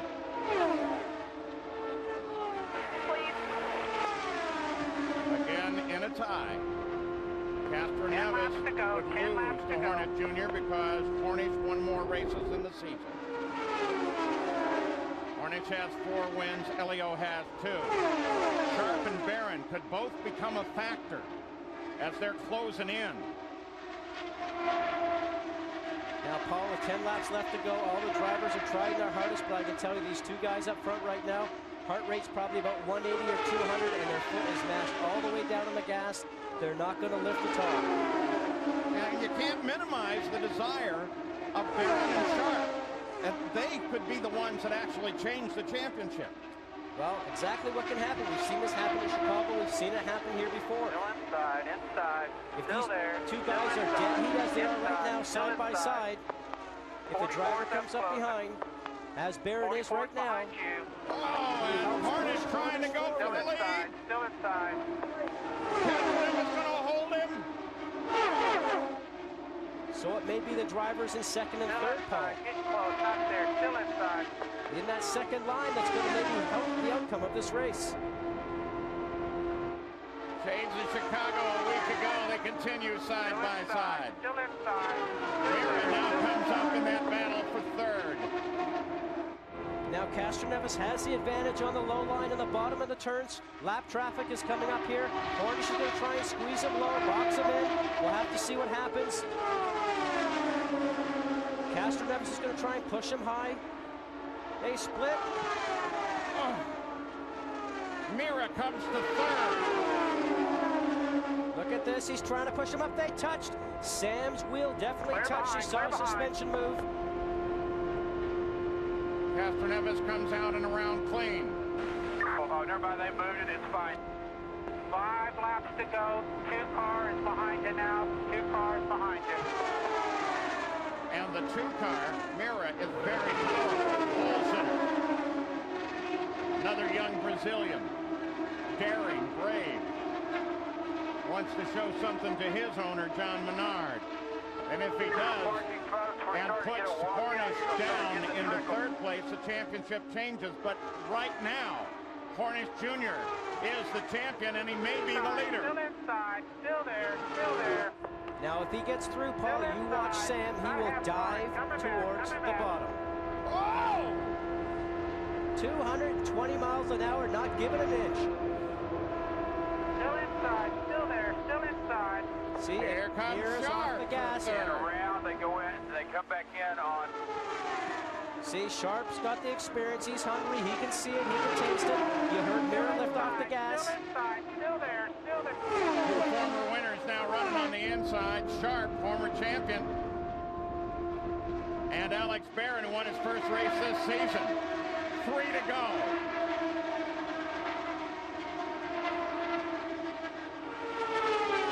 Hornish gets him right at the line. And remember, last week in Chicago, every lap they were calculating what did it take just to get your nose ahead at the line, because that's the only place it counts. Jim Cindric Hall is telling Castroneves, think about the line. Think about the position at the finish. I'm sure he is. Well, right now, all he can do is win it. White flag, 1 to go, 1 to go, all over your butt. Stay tight, stay tight. And these guys know it. Still side by side. Hornish Jr. had the lead by inches as they crossed the line last time. Now he comes a little bit further ahead. They come for the line. They come for the line. And it's Hornish. It's Hornish. Hornish the champion. Hornish the winner. Absolutely the way Hornish wants to do it. Win the race and win the championship. Helio Castroneves crosses the line 96 10,000ths. Behind Hornish, Mira third, Sharp fourth, Barron fifth. Oh, they've done it again. You know, we talked about it and thought it might happen here again in Texas, but you couldn't write a script like this. The 2 guys at the end fighting for the championship race in 1-2. Is this a great track or what? Texas Motor Speedway again gives us an incredible race with the second closest finish in history. And Sam Hornish Jr. goes to back-to-back championships. That's all setting in for him right now, Paul. It doesn't set in when you go towards the line, but once you get past the line and you start your cool-off lap, which he's in right now, that's now setting in. Sam Hornish now can feel it. The emotions are setting there for him. In his 8th win, Sam Hornish felt that he was hit at least 4 different times in those closing laps. And his win ties him with Buddy Lazier for the most IRL wins. There's a happy Pennzoil Panther team. Yep, you guys are the champions. Now, this is planned. They've got some big doings planned here. They've stopped Hornish Jr. as Castro Neves pulls alongside to congratulate him over in turn 3. And Paul, as we're talking, I want you to look at this tire right there. The Firestone Firehawk is smudged off the tire because those guys absolutely touched. What's Elio doing?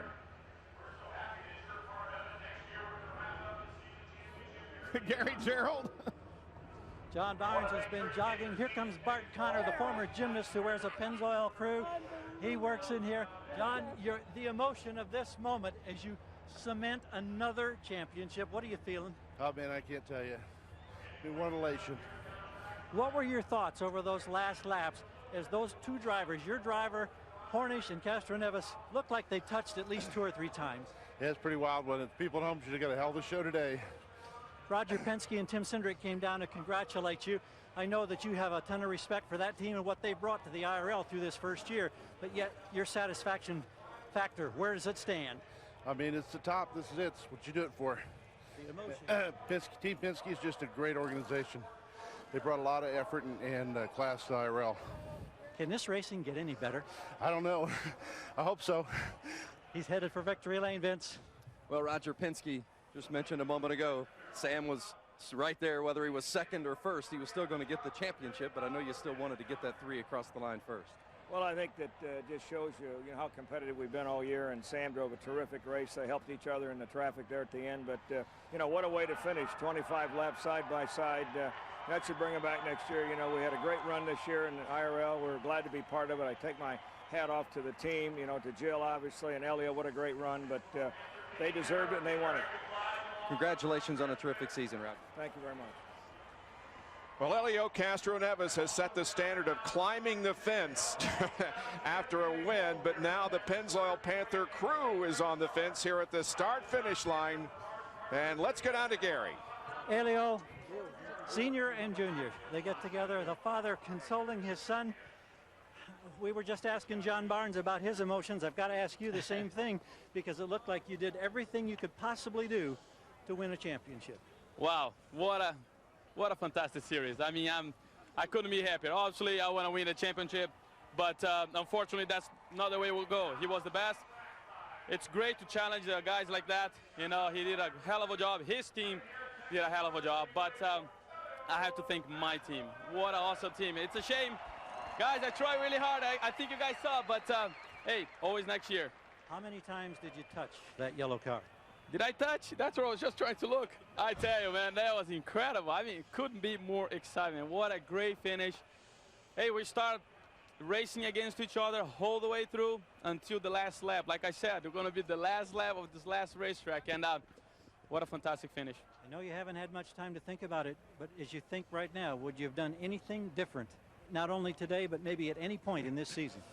I could, maybe if I would have go beside the car and trying to push, maybe that's the only choice I would have. But I try everything. My guys try everything. Roger, good job, man. You're amazing. Jill, it's a shame that we couldn't be part of it. I'm sure you would have had a lot of fun. Congratulations on just an amazing year. Thank you. Good job, guys. Good job to you, too. Thank you. Boy, have they entertained us, Bob. Wow. Time and time again, we are entertained with some fantastic close racing by the Indy Racing League. Sam Hornish wins the race and the championship, and Sam has now won 4 of the 5 closest finishes in IRL history. Jack Arute is somewhere out there. Jack? Well, we're down in the holding area in the turn 3 area with Sam Hornish Jr. still strapped. Congratulations, buddy. Thank you. I know you're waiting for Old Glory because you want to bring that into victory lane. Yeah, it was a real special thing to be able to carry it around last year, and to come through here and to have the same thing happen again and get the championship and to win at Texas again. It's great to come here and race. I love racing with all the guys in the IRL. It's just a tremendous feeling. Well, stand by, Sam. We've got a big festivity about to get underway. Well, here's the finish. 96 ten-thousandths of a second was the margin. Not quite as close as last week, but hey, you can't get much closer than right there. Vitor Mira, the pole sitter, finished in 3rd position. Sam wins. We'll be back after this word and word from our ABC stations. You're watching ABC Sports Championship Television. That as we await for the actual official championship proceedings to fully get underway in front of the grandstand on the racetrack here on pit road. Here's a man who was in the mix throughout those last frantic laps. Scott Sharp, you were in the catbird seat. You're watching those two guys. What are you thinking, and did you think there was any point you might be able to get your nose in there and somehow mix it up and steal a win? Well, Gary, I got to do one thing. Hi, Bree and Jack. I always forget to say hi to my kids. Hey, guys. I tell you, it was wild out there. You know, they both did everything they could do. I saw Helio trying to move, Sam up there like anyone would do, and Sam held his ground strong and had the outside line. We've always seen time after time the outside groove's the one to have here. Delphi car was great. I kept waiting for an opportunity, but it just seemed like we were a little bit down on speed. We just didn't quite have the power to get up there. I was flat out for most of the last 30 laps. Did those two cars in front of you touch at any time in your eyes? They might have a little bit, but you don't really worry about that. There's a few other guys you could think about, maybe in a blue car, that if they were doing that, you might be a little bit more sensitive. But those guys are really heady. They're really smart. They both know that if one of them goes in the fence, the championship's going to be over. This has been a satisfying year because you did get a win to keep your streak alive. I think it's 6 straight years now with a win in this series, which is an all-time best. Was that the high point? Yeah, that was definitely a high point. Anytime you win, it's the high point. We had a roller coaster year for the Delphi team. We led, I think, 8 different races. We just had 6 different failures. We failed to finish 6 times, and the consistency that the front runners have, you just can't afford to do that. Enjoy some time off. Looking forward to next year already.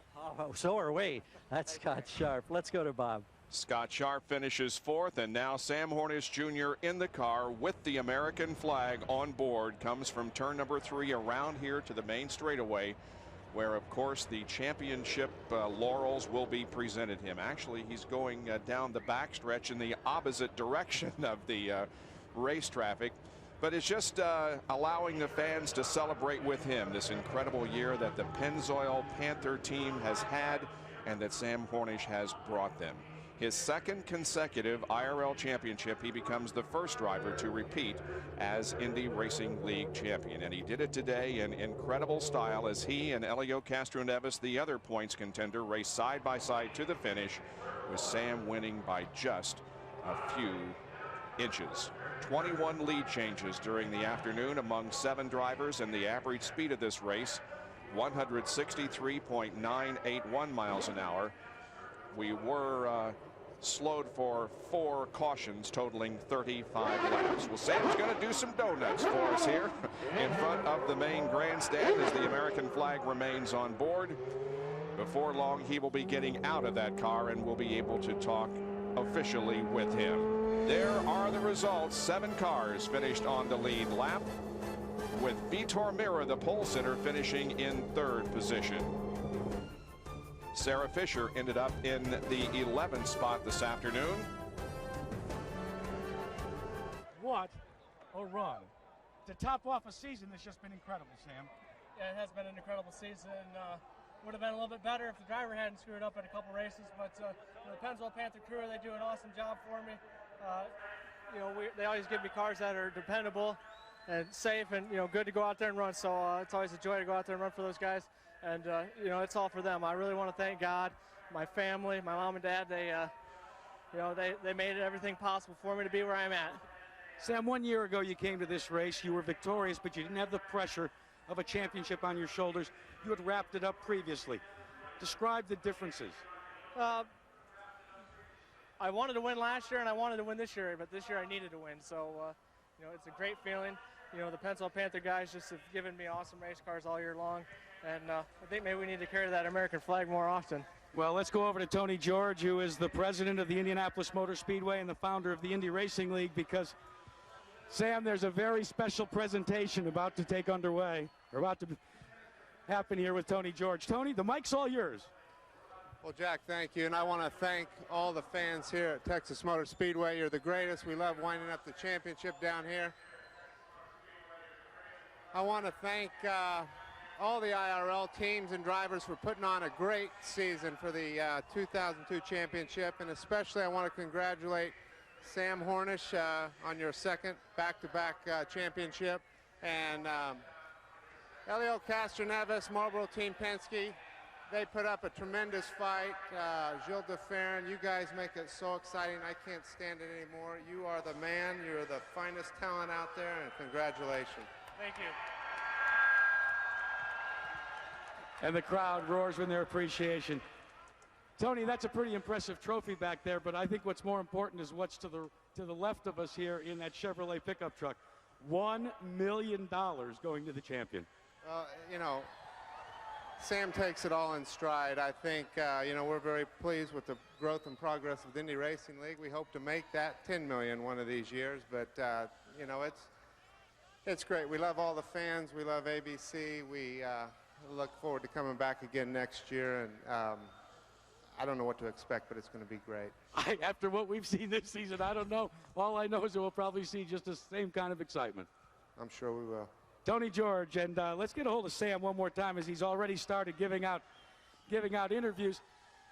Sam, there was a lot of talk this season that maybe if you won the championship for a second time, that you would consider a change in career, or maybe combining your career, a little stock car racing. But yet, tell me what you and Dale Earnhardt Jr. talked about a couple of weeks ago. I had to talk about deciding what you wanted to do for the rest of your life, and you have your choice on. He said you got to make up your mind whether you want to be a stock car driver the rest of your life or an IndyCar driver, and I still got to win that Indianapolis 500, and it's becoming more apparent all the time what I need to be doing. Now, Tony George said that he hopes someday it'll be $10 million over in that pickup truck. You gonna stick around for that? I hope so. I hope that I win it when there is, but you know, that's all part of the growing process. The IRL has grown a lot since its inception, and it's just a wonderful place to race. Bob, this is just an amazing situation down here in Victory Lane. It's hard to believe that just 3 years ago, Sam Hornish Jr. was just beginning to make his name, and now not once, but twice. Sam, you're an IRL champion. It feels awesome. I got to give a lot of credit to God, my mom and dad, Pennzoil Panther Racing, John Barnes, and Gary Pedigo for seeing something in me and giving me a chance. Now, late in the race, one of the things that happened is Pancho Carter was talking to you when you were dicing it up with Helio Castroneves, and all of a sudden, he gave a sprint car adage to you about anything between the grass and the wall was fair game? Well, Helio was protecting the lower line, so I went around the outside, got him passed on the outside, came off of turn 2, and I was on the low line, and he drove right underneath the white line and passed me on the apron. I said, well, all right, well, I don't think that's really legal, but, you know, that's part of the deal. It all worked out in the end. Characterize this season in terms of IndyCar racing for you and for the series in general. 3 good races, 3 bad races, and all the rest were good.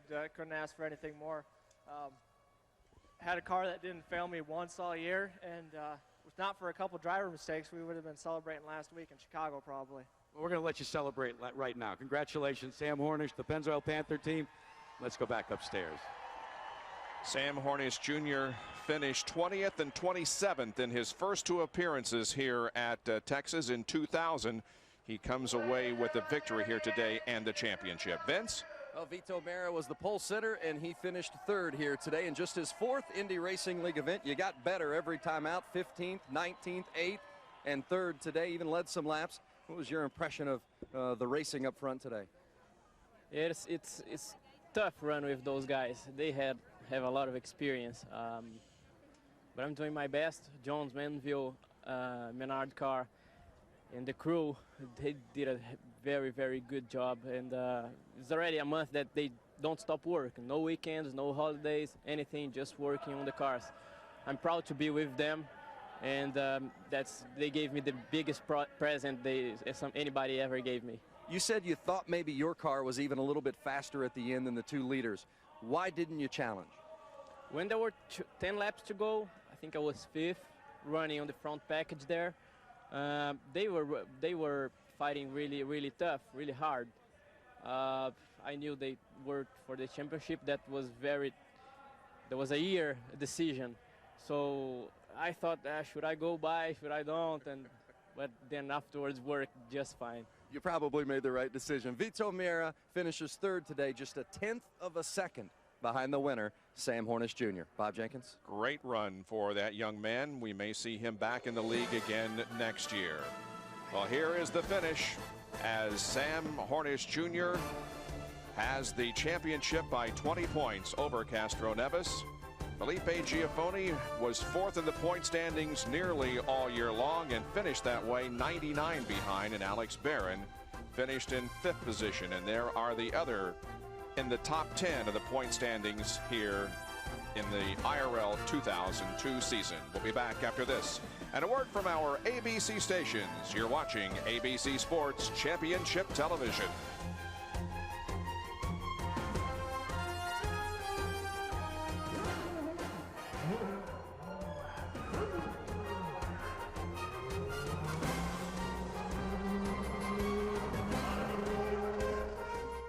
Back here at Texas Motor Speedway, the critics are calling it stylish, provocative, mysterious, and daring.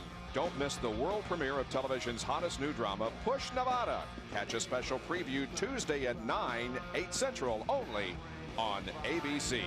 Here's Vince Welch with the Bombardier Rookie of the Year for 2002, Laurent Redon. Laurent finishing 10th today and signing some autographs, making the fans here at Texas Motor Speedway very happy. And his best finish this year was a third at California, and a lot of people thought maybe he'd get to victory lane this season. Not quite this time around, but I know that you're looking ahead to next year. How was that run today? It was pretty exciting, thank you. It was good to be at the end and to be a rookie. It's always good to be a rookie. Thanks everybody to enjoy of this, be enjoying the race. I want to thank. I use this to thank my team and especially Mike Jack, who is the main sponsor of this team, and helped me so much to be here. And I think we did a good job. We always be very competitive during the season. We didn't have so much luck. We couldn't win Richmond or Texas, but it's the way of racing. So I'm really happy to be here and to be the rookie, and I'm glad to be in this series. It's a very nice series and a lot of fun. Congratulations, Laurent. Thank you very much. Thanks. Laurent Redon, the Bombardier Rookie of the Year. Jack Arute. But one of the biggest stories outside of the world of motorsports and inside the world of motorsports is when this young lady sat on the pole at a race this year. Sarah Fisher, how about this season? You started out, you didn't think you were going to have a ride, and lo and behold, you fill in for Robbie Buell, and it ends up with a full-time ride with the Smart Plate people. I know, it's been awesome. You know, I mean, this year I didn't even think I was going to have a ride, and to come away with such a first-class team. We're very happy with Team Smart Blade, and really looking forward to continuing on with these guys in 2003. What's the outlook, Sarah? Is things starting to come together there? Well, we're working really hard, and there's some folks making some decisions, and everybody's pitching in to help. And Dry Rambold Racing has done a superb job, and they've hired some really great people around me, and they've all done excellent, and we want to keep them together for next year. Sarah Fisher, you once told me when you first started with this team that the most important thing was the comfort level that you felt as compared to where you came from. Now that you completed the season, what's the biggest thing you take out of this ride with Dry Rambold?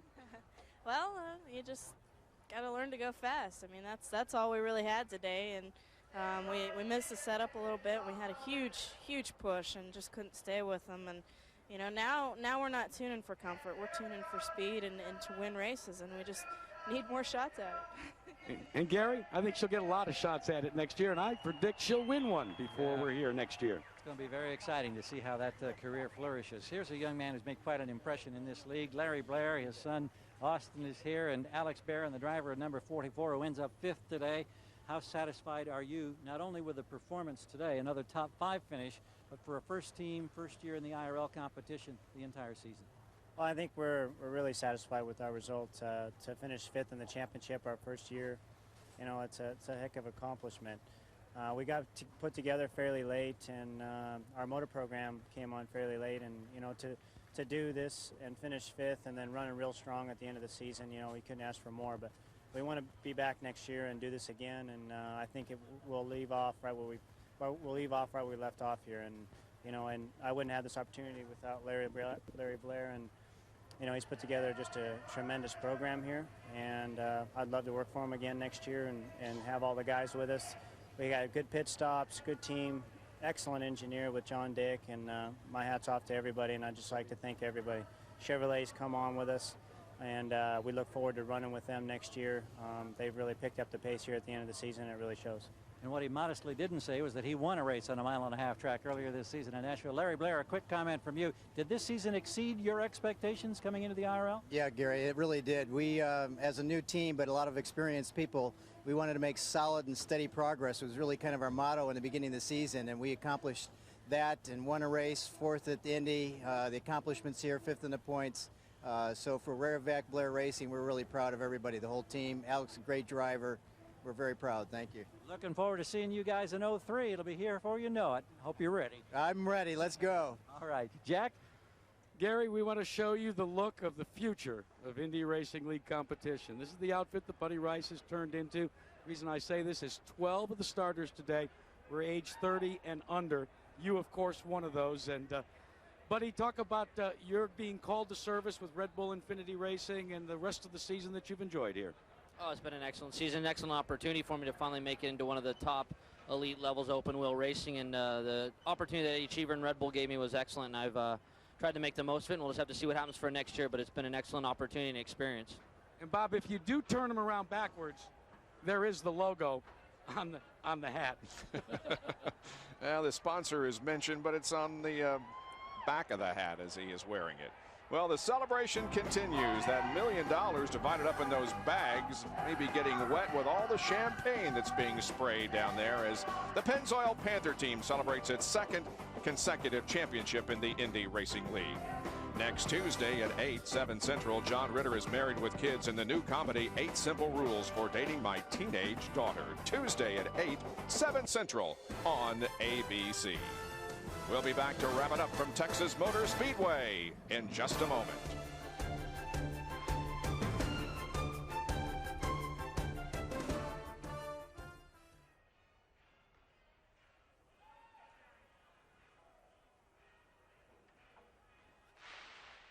And back here at Texas Motor Speedway, the celebration is continuing among all those members of the Pennzoil Panther team. Let's go back and take a look at what happened here today. The Indy Racing League trophy was up to grabs, and the two contenders were Sam Hornish and Elio Castroneves. The last 30 laps of the race. Now bear in mind something here. As long as Sam Hornish Jr. finished second, he had the championship won. But would he settle back in behind Elio Castroneves? No way. They battled wheel to wheel, side by side, and in fact, we counted at least 4 times that they could possibly have touched in those last 30 laps. It continued like this right on down to the drop of the checkered flag. Castroneves to the inside, Hornish to the outside. Now, Sam, of course, has been involved in 4 of the closest finishes in history, and that outside line has been very good to him. And on the last lap, that's exactly where he was. They came off corner number 4, Sam on the high side, and Castroneves finishes second to Sam Hornish Jr., who is the winner of the race and the champion. Here are Paul and Scott. I guess you just got to say, what fun. Boy, it has been a fun season. Here are the 3 rookie stripes from Scott Goodyear's chair all season. They're gone. I can't tell you what a great job you've done. Well, it's been enjoyable. What a terrific job for the league. They reported 86,000 fans here today. They were screaming, they were yelling, they were really into it.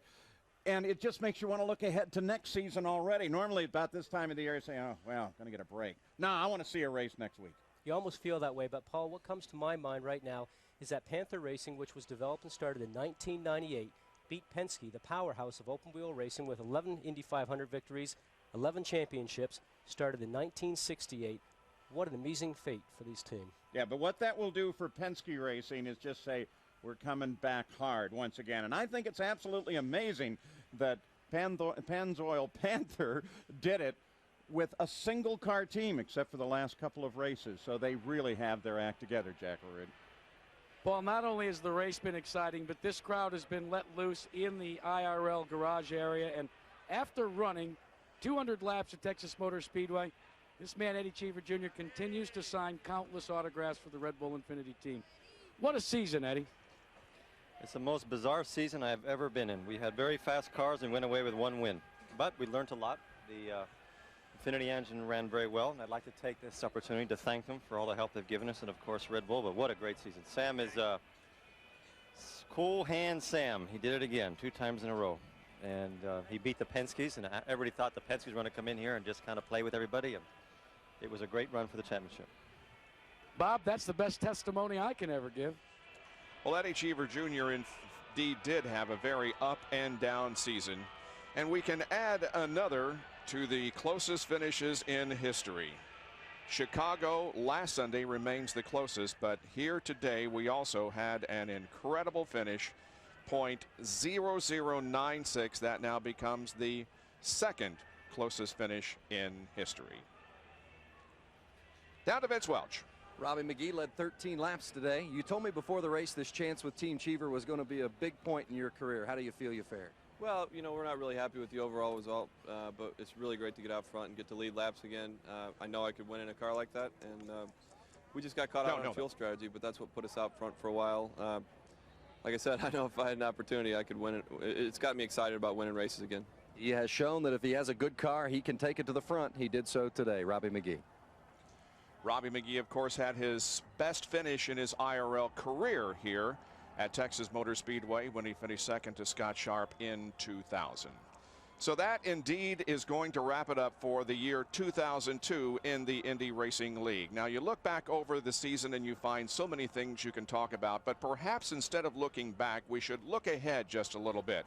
We mentioned several things during the telecast today that points to very good things for the Indy Racing League in the year to come. 12 drivers in this field today were under 30 years of age, so we have some young drivers that are coming up to challenge the old veterans. We have 2 new engine manufacturers that are coming into the series next year, along with Chevrolet. Toyota and Honda will be a part of the series, and Infiniti, which has done such a great job the past few years, will concentrate on its own series, the Infiniti Pro Series. And we have brand new cars that are coming out, including a new car manufacturer. And we also have, of course, a trip to Japan to look forward to, as the number of venues on the IRL schedule also expands. So 2003 also looks very good for the Indy Racing League. Sam Hornish Jr. is the champion of 2002 and the winner here at Texas Motor Speedway. Coming up next, World News Tonight, Sunday, except on the West Coast, where you will see the Formula One Italian Grand Prix. Thanks for being with us all season long. For Paul Page and Scott Goodyear, I'm Bob Jenkins. Thanks for being with us for this incredible series. ABC Sports is online at ESPN.com. Keyword ABC Sports.